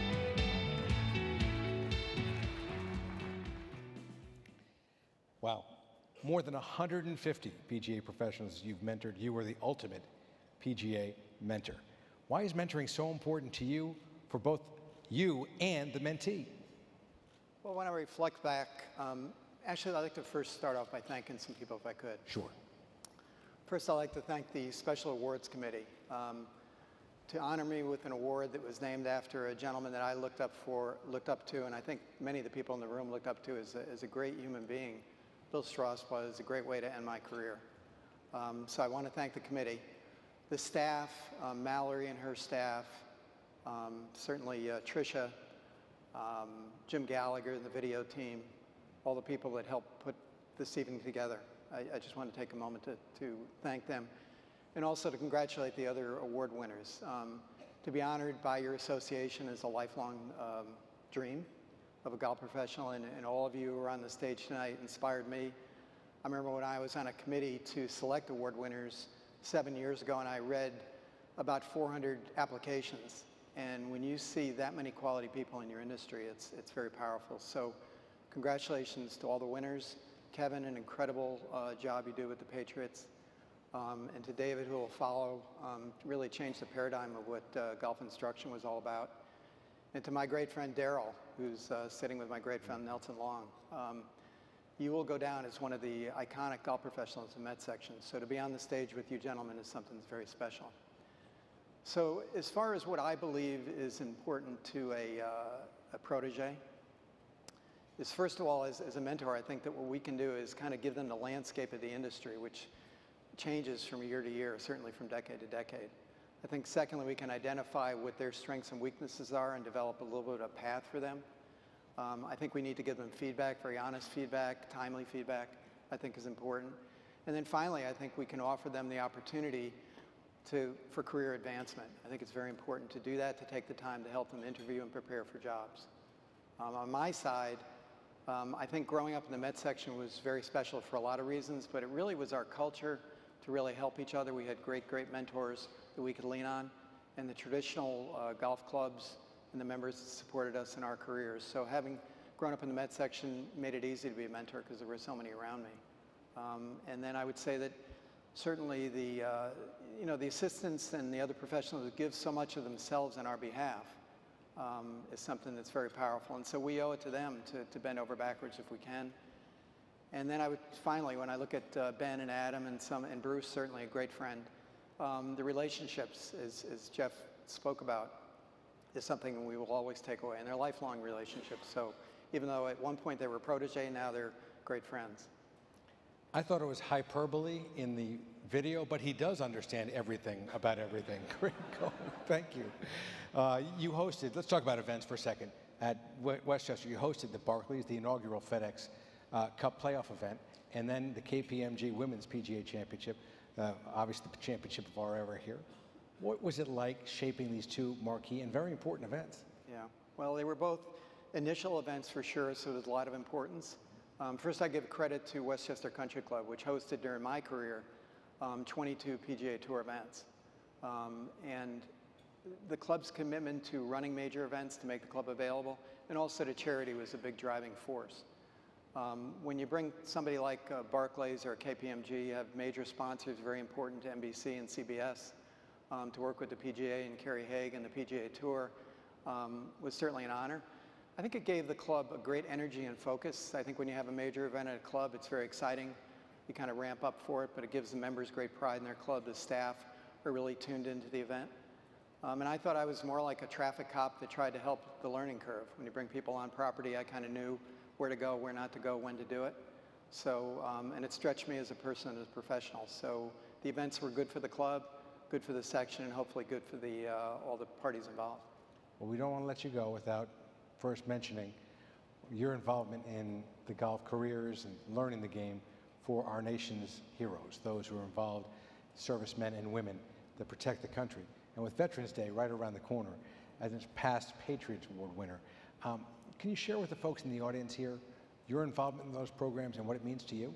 Yes, yes, I can. And first I'd like to, as Kevin did, recognize somebody at their table. I'd like to introduce to everybody tonight one of my great friends, an American patriot, retired Navy SEAL, Dr. Joe Lacaze. Joe, would you stand up?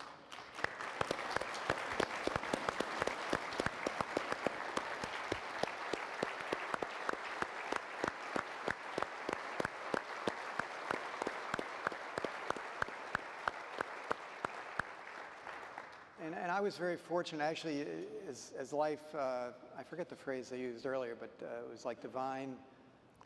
Divine appointment. Divine appointment. So in 2007, we had the Barclays, and on Friday, and that was going to be my golden parachute. That was my major. And on Friday, Peter Maley, who was the tournament director, came to my office and said, "John, I just received an email from Tiger. He's not coming." Because I think his wife had given birth to a baby the week before. And I said, "Whew. That's pretty meaningful." Fast forward to the next spring, and I was given a lesson to one of our golf members, Joe Morrow, and he said, "Do you have any merchandise left over from the Barclays?" And I said, "As luck would have it, Joe, I have a few thousand of everything." And he said, "I have a nephew who's a captain in Baghdad in the infantry. He's a West Point grad." And he said, "As the soldiers get injured, they fly through Germany, and they get there before they're closed." He said, "What I want to do is buy your merchandise and send it to the hospital." I said, "You can't do it, Joe, because I already paid for it." And we started a group called Golfers in Support of the Troops, and we did annual fundraisers. And so that started me being involved with the military. And then from there, certainly with Folds of Honor and the great work that Captain Dan does, the club got very involved there. And then in 2010, I got to know Jim Estes, who was the original Patriot Award winner. And Jim took the veterans who were injured and had lost limbs from Walter Reed, where they all went initially, and brought them over to his driving range. And he and I became friendly, and I went down there and got trained up. And then we took some veterans from the Manhattan VA and started Veterans on Par. So then that led to, obviously now we have PGA Hope, which is a great program. The Met PGA has taken the lead on that. They just graduated their 500th graduate from the PGA Hope program. So Met PGA, great job on that. And I hope in my retirement, we're going to be moving to South Carolina. My wife Eileen and Johnny and Sarah, my children, are here tonight, although Johnny won't be moving with us. But, and I hope to get involved with the VA down there. So I think as Americans, we're all privileged to live in this country, and whatever we can do as PGA professionals with the platform we have, certainly we should take advantage of it. Well, certainly anyone would love to take advantage of your experience, knowledge, wisdom, and humanity. Thank you so much for everything you've done, and congratulations, John. Great job. Thank you.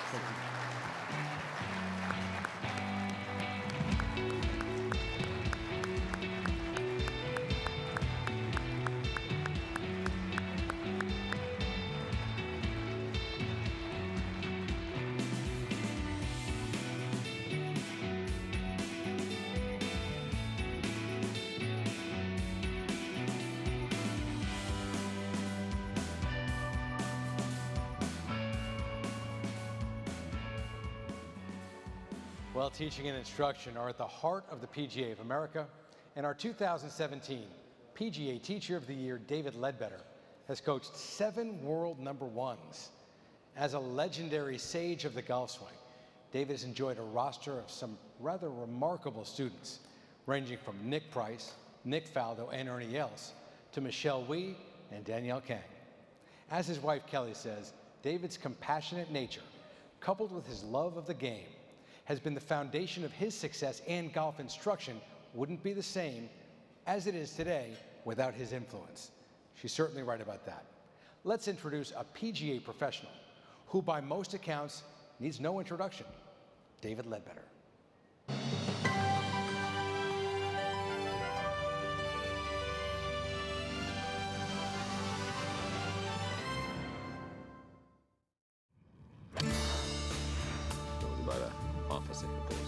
Well, David is so inventive, he's so creative. You just get there and I'm going to tell you yes or no. A brilliant mind for diagnosing what somebody needs to do to play better.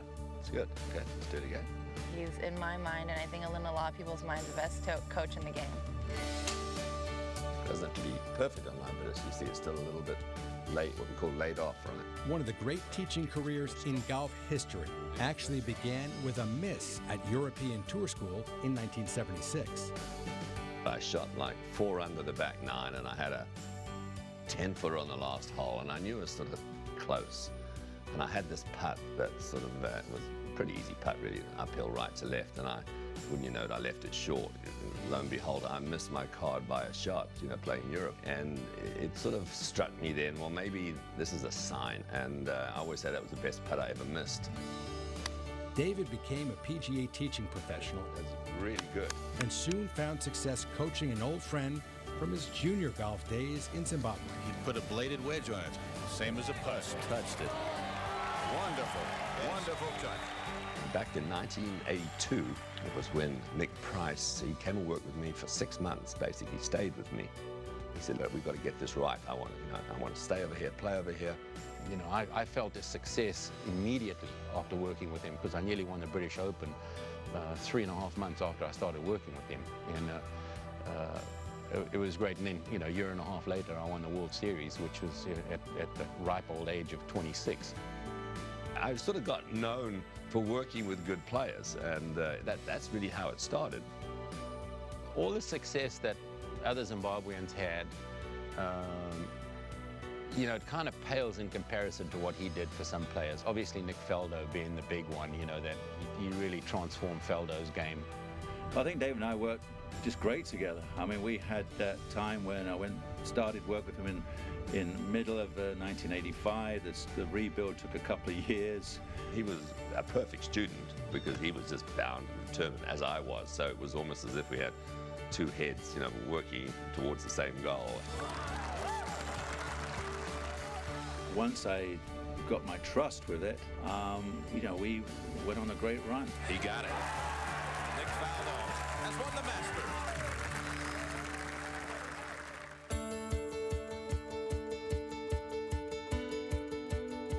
In all, David Ledbetter's students have won 24 major championships, and he's seen 7 of his pupils ascend to the top of the world golf rankings.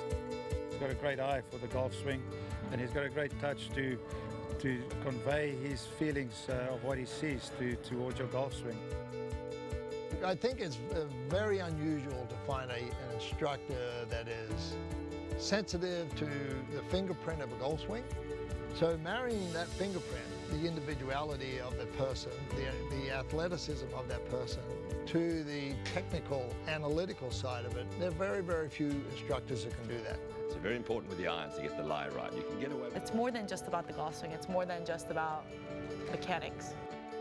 It's about actually being a coach, somebody that cares about you, somebody that will look out for you, somebody that wants the best interested in you, and he's got all the qualities that I could name on. Not only a champion, but a major champion. Danielle King wins the KPMG Women's PGA Championship. One of David's longest student-teacher relationships is with LPGA star and 2014 U.S. Women's Open champion, Michelle Wade. Oh, that was great. So same way. He's definitely like my second dad to me. He's been teaching me since I was 13, 14, and definitely has a lot of influence on my life on the golf course as well as off the golf course. He's been such a great role model and just someone that I can always get advice off of, and someone just always is there for me.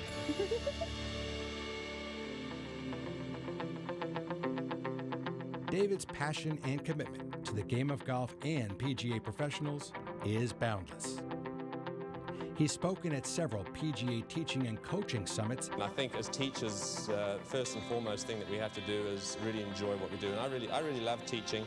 And he employs numerous teaching professionals in his more than 30 Ledbetter Golf Academies around the world.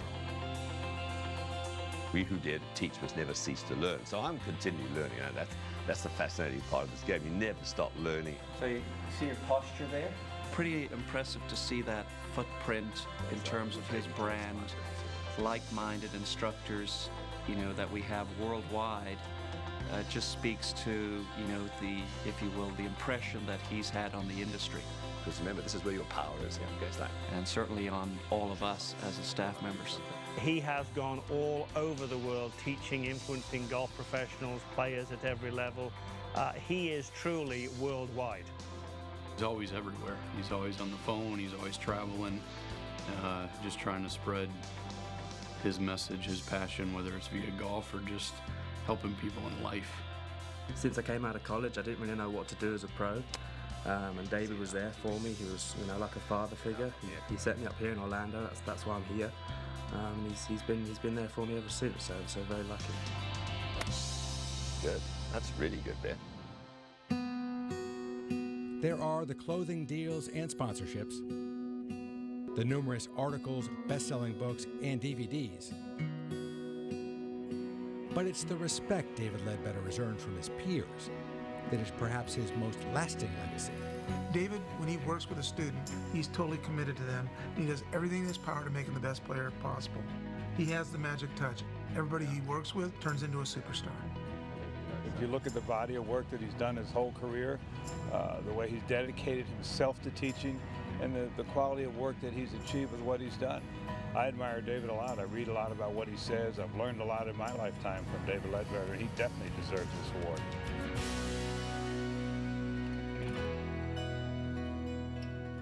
My true love is really being out there, sort of, okay, let me see if I can help this person. Body has to work. You want to hit the ball? You want to get power? You got to use your body. It's been a wonderful ride. I wouldn't change it for the world. I mean, and I just, you know, I'm in my mid-60s now, and I still feel like I'm 25 as far as my passion is concerned, as far as the game is concerned.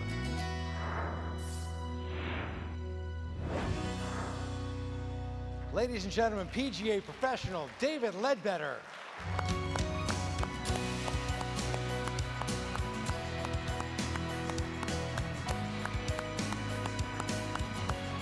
Great job, dude. Love it.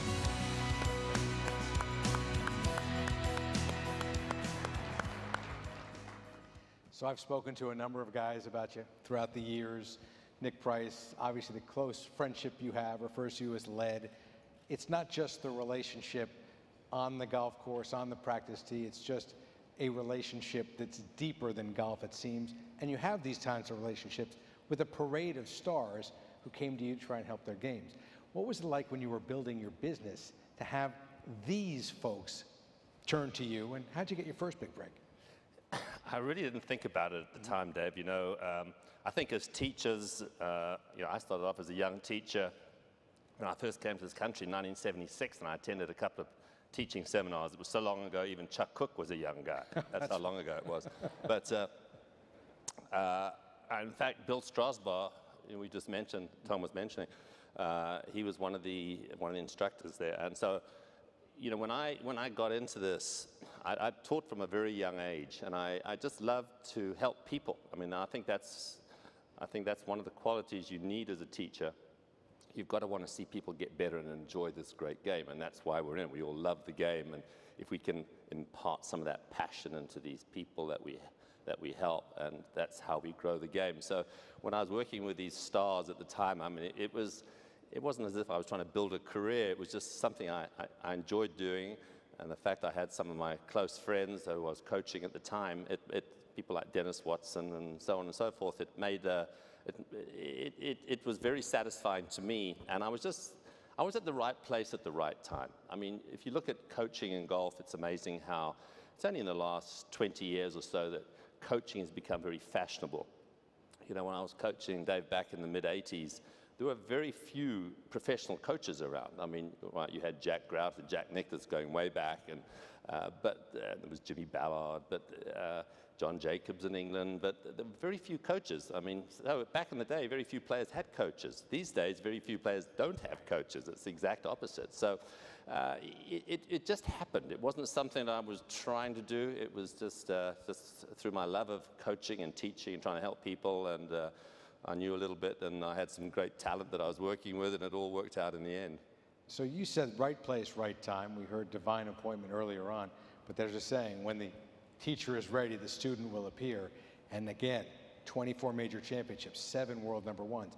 You talked about the satisfaction when Dennis Watson, who won the World Series of golf, as well as Nick Price, wins events like that, what it means to you.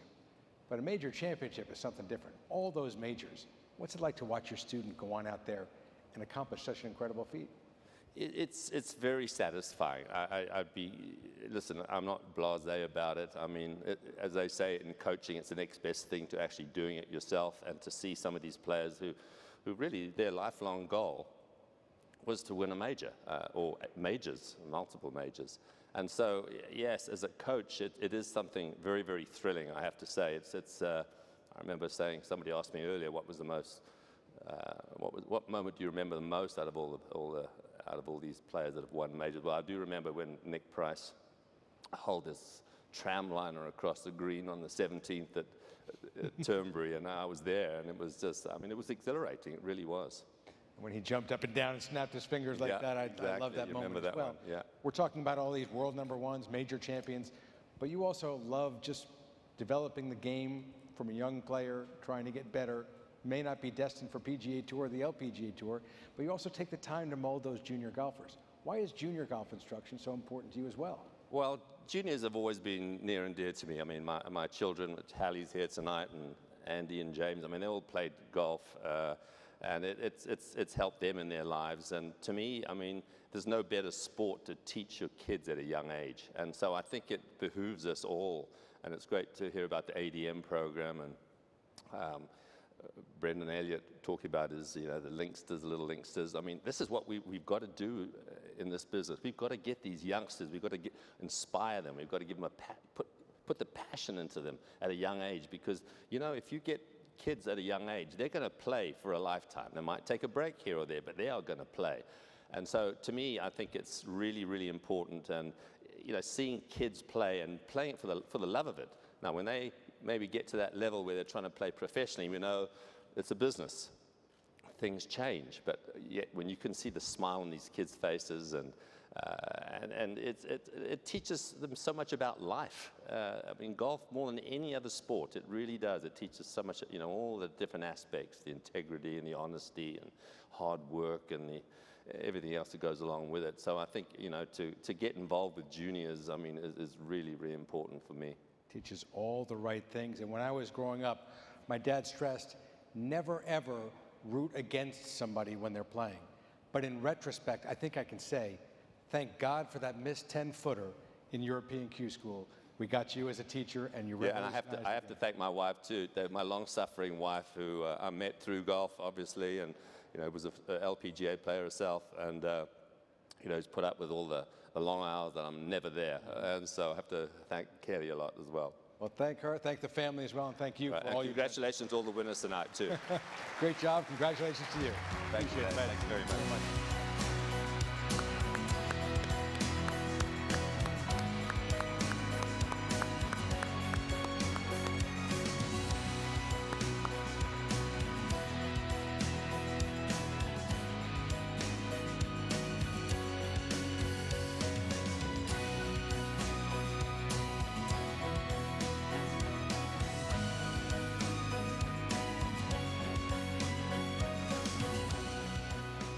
We now arrive at the evening's final award, the PGA's highest annual honor, the PGA Golf Professional of the Year. The award pays tribute to a PGA professional whose career personifies the ideals of the entire association. A great teacher, a great player, a great mentor, a great friend.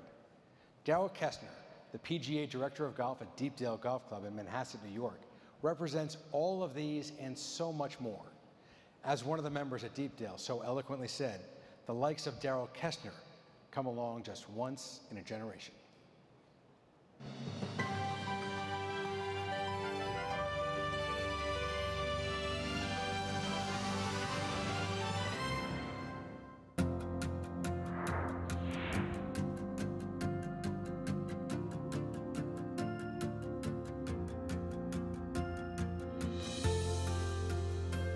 Darryl is regarded by his fellow professionals as probably the most elite all-around golf professional we have. He still seems as excited by the game of golf today as when I first met him many years ago. The best way to describe how the members of Deepdale feel about Darryl is very simple. They love him. Can I have a ice water to go? I'm running. A native of West Virginia, Darryl Kessner was named PGA head professional at Deepdale Golf Club in Long Island in 1990. Today he enters his 28th year at Deepdale and is now the PGA Director of Golf and one of the most honored and respected professionals in the Metropolitan PGA section. As a player, Darryl is without peer. He shot a tournament record 17 under par in winning the 1996 PGA Professional Championship. You know, a lot of people have made money, a lot of people have done things, but go win a golf tournament at any level, and it's incredibly difficult. He has competed at the highest level, and he's done it while having a day job. In all, Darryl has played in 19 major championships, including 8 U.S. Opens and 11 PGA Championships. In 2012, he became the first PGA professional since World War II to play in a major championship in 5 consecutive decades. Darryl's longevity is simply undeniable. When you think about any athlete in any sport playing at really the height of the given sport over 5 different decades, it's almost unheard of. In fact, I'd argue it probably is unheard of. I'm not that strong. I don't hit it that far. I hit it kind of straight, but just to have a very good short game, chipping, putting, bunker shots, and you know, staying sharp with those, and then being really, really good with the putter. Will it help? Darryl's an outstanding player for many reasons. He's an underrated ball striker, but he is by far the best putter I've ever been around. So basically you want it to look like that. When you're putting... Don't you see that hole? No, that's the only hole I see like that is my bank account. But that's what you need to be seeing on every putt. That's what I see. US Open. Darryl is also a world-class coach and teacher.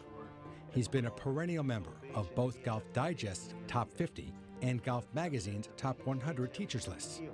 In 2012, Nick Watney was struggling with his putting. He spent the week of Barclays working with Darryl. The result? A 3-shot victory and one memorable interview on the 18th green. My friend Sam Reeves hooked me up with Darryl Kessner, a great club pro from Deepdale out here on Long Island, and you know, he gave me a couple of lessons, and it's paid off. So a little narrower stance, staying a little bit forward, and then just swivel. He has a wonderful way about communicating to a mediocre golfer like myself, as well as to a pro or a brand new golfer. He just is gifted. He's a gifted teacher. All right, and then this way with the top half, all right, a little wider too. You walk away thinking, I had a great experience. I'm never going to be Darryl Kessner. I know that. He knows that. We're not in competition. But I walk away thinking, I learned something. You're going to open the chest, real nice. Everybody's a peer, everybody's an equal, and he's rooting as hard for the 20 handicapper as he is for the 5-year-old, as he is for the absolute best in the business.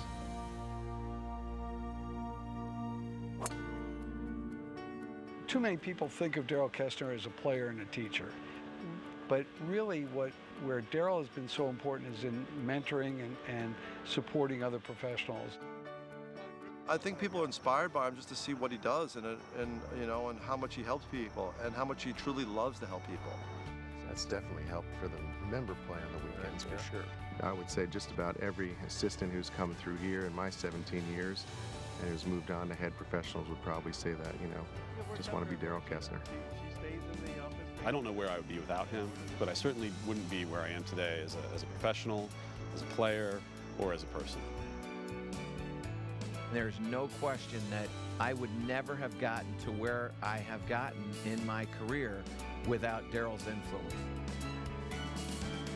Darryl Kessner's legacy as a PGA professional is unmatched. But his proudest accomplishment, without question, is his lifelong partnership with his wife, Margie. She's at his side every day at Deepdale, overseeing all the merchandising operations in the golf shop. Not everyone can do it. It takes a special couple to be able to spend that much time together and not argue or bicker. It's a very unusual relationship. We're lucky to have it. We know it. Him as a golf professional, as a player, as a teacher, he's fabulous at all of that, but himself, his heart, who he is as a person, so far exceeds anything he's ever done in golf. He really is my best friend and just the most wonderful guy, I think, on the planet.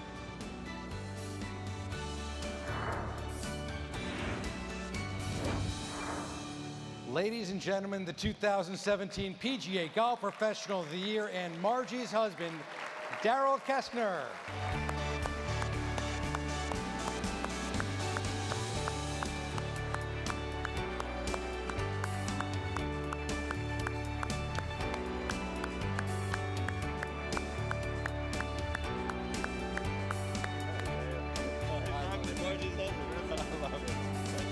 That was my best hire. Oh my. Well, I'd rather be given a putting lesson right now. But we want to hear from you, my man, and I got to tell you, from personal experience, it is almost impossible to get Michael Breed to stop talking. I'll tell you that right now. It is impossible if he's talking about you. Obviously, the connection that you have at Deepdale, where he was an assistant for you, is just run so deep after all these decades. Can you tell us how this got started and how it supported you throughout the years as well? Deepdale, I mean, you know, everyone in this room probably has their favorite golf course, their favorite club, their favorite place in the country. I just happen to be employed at my favorite place. Rick Hartman says, I have the greatest job in the country. And you know what? He's probably right.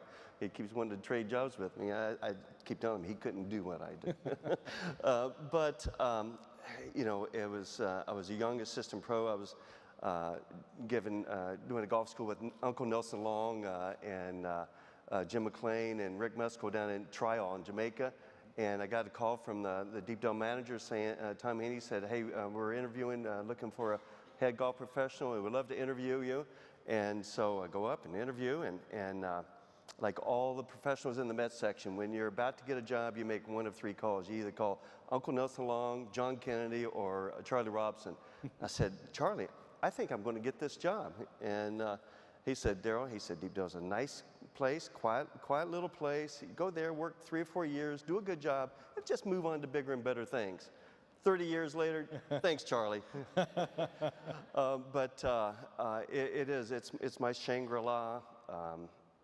It's been a love affair all along. We've grown together. You know, when I got there, it was just me, no assistant pro or anything. We did about 3,000 rounds a year. Teaching got so busy and so active. I brought on this young upstart, Michael Breed, to help out. You know, too bad his career didn't really pan out. And then I grew the game to, well, we now do 6,000 rounds, so we doubled it. One time we had 100 players show up. We the same time, the same day.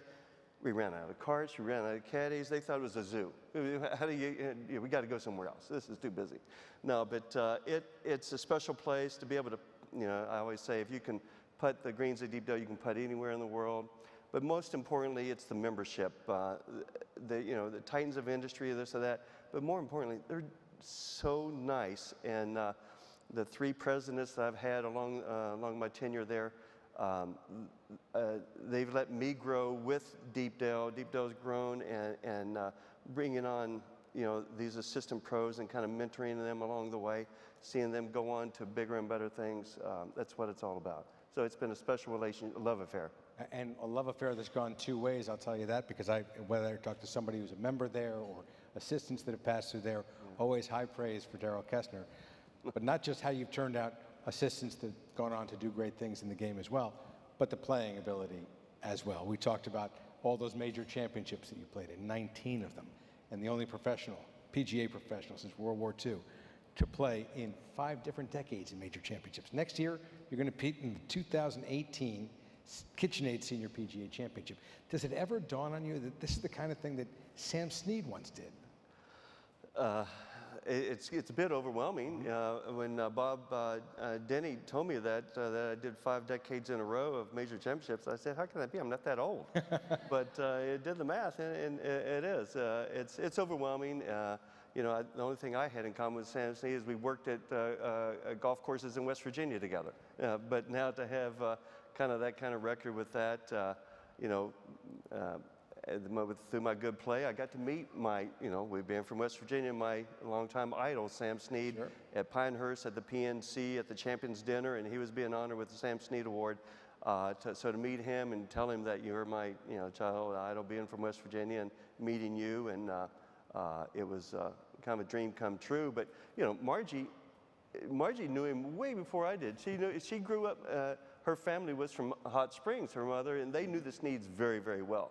So I said, "You met Sam?" And she said, "Yeah, I know Sam." And I said, he said, "Well, when I was 13, I was at Century, and J.C. Snead was the assistant pro there. So she went up there, and J.C., you know, knew the family so well. They were out hitting balls, practicing, and they go up for lunch. And Sam and Nelson were there, and Sam said, 'Where have y'all been?' So J.C. Snead said, 'Sam, RJ, I've been down the pond skinny dipping.' Sam goes, 'Skinny, that girl see you naked, Carlisle, she'll run like heck.' And Carlisle says, 'Yeah, straight to me.' And Margie said, 'No way, we're not doing that.' But anyway, so it was a cute little story. I like the way you cleaned that up. Margie's very embarrassed about. So again, Margie's way ahead of you. Not sure she's thrilled about that story being told, but we'll get to that later. There are some PGA professionals I know, you mentioned a couple of them already, that you feel you owe a debt of gratitude to. Yeah. Are there any special ones that have helped influence your life, your career that you'd like to mention?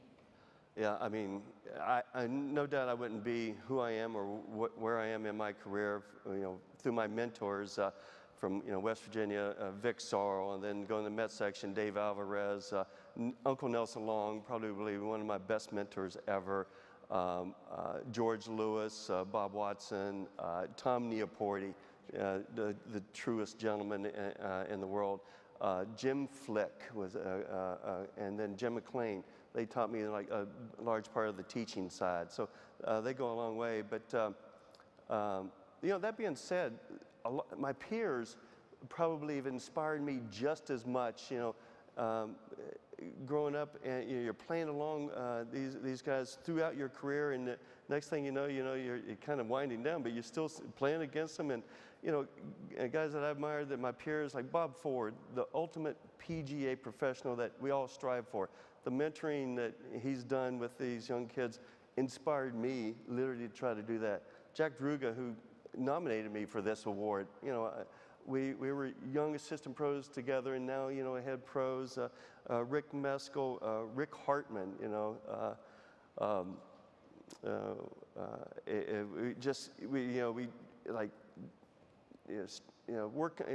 trying to push each other along, whatever path it may be, you know, with employment, hiring somebody, or working on our games, or teaching a clinic or a golf school. It's a great little fraternity, and the mentors are great along the way, but the peers, and like, you know, everyone in this room, you get inspiration, whoever you played with. My game today with Levy and Bavacqua and Lee, we had, there was inspiration and challenging shots on even today. You got inspiration from Paul Levy on the golf course? Yeah, can you believe? Okay, all right. Now, before we close tonight, I know there's someone in the audience that we've talked about a little bit thus far, but according to many who we've interviewed, the co-recipient of this award, what would you like to say to Margie for her support and her journey with you to the stage? Yeah, I mean, this is the tough part, you know, to get through.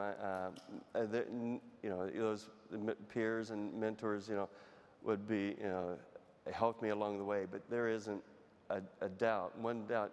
Anyone in the entire section knows that I would not be here if it wasn't for Margie, with the foot in the small of my back, pushing me out there, getting me going, because he knows I can sit on the couch pretty good in the off season. But she's my inspiration. There's been a lot of teams out there in life, Romeo and Juliet, and this, but Margie and Daryl, I mean, it's, you know, I don't really have words for it. It's overwhelming because she's the love of my life. We spend every day together, all day long. Who could do that and still be married? But we've done it for 30 years, and I wouldn't have it any other way, and I would not be here if it wasn't for Margie. So she is the co-winner on this. You know, everybody says individual, but no, this is a true team championship. Well, it's wonderful to watch from a life perspective, larger than the PGA of America, certainly. Fantastic. But as far as I'm concerned, inspirational, whether it's in the personal life or also in that fantastic career. Congratulations on your win this evening, on your award. It's something that's well-deserved and something we can all take spirit from. Thank you very much. Thanks so much. Appreciate it.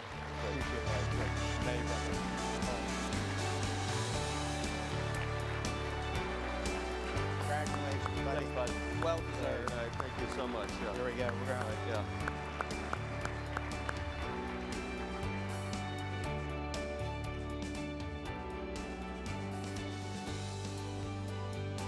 Stand there. Okay. Thank you. Congratulations, Daryl. And we have a little something else as a memento for being our Golf Professional of the Year. Wow. This, you epitomize being a PGA golf professional, and we want to thank you again for everything that you've done. And we have this Omega timepiece to remember being the Golf Professional of the Year. So, congratulations. Thank you. Thank you so much. Yeah. And congratulations to the other award winners tonight, too. I feel honored to be up here with them. It's been a great evening. David, thank you for being our host. True privilege. You're a great friend of the PGA Golf Professional. My pleasure. My pleasure. A real privilege. Thank you all. And Daryl will ask that the other award winners come up for the evening for photos for all the award winners. Thank you for coming out this evening, and delegates, we'll see you in the morning. Good night, everyone. Thanks, man. That was fun today. That was.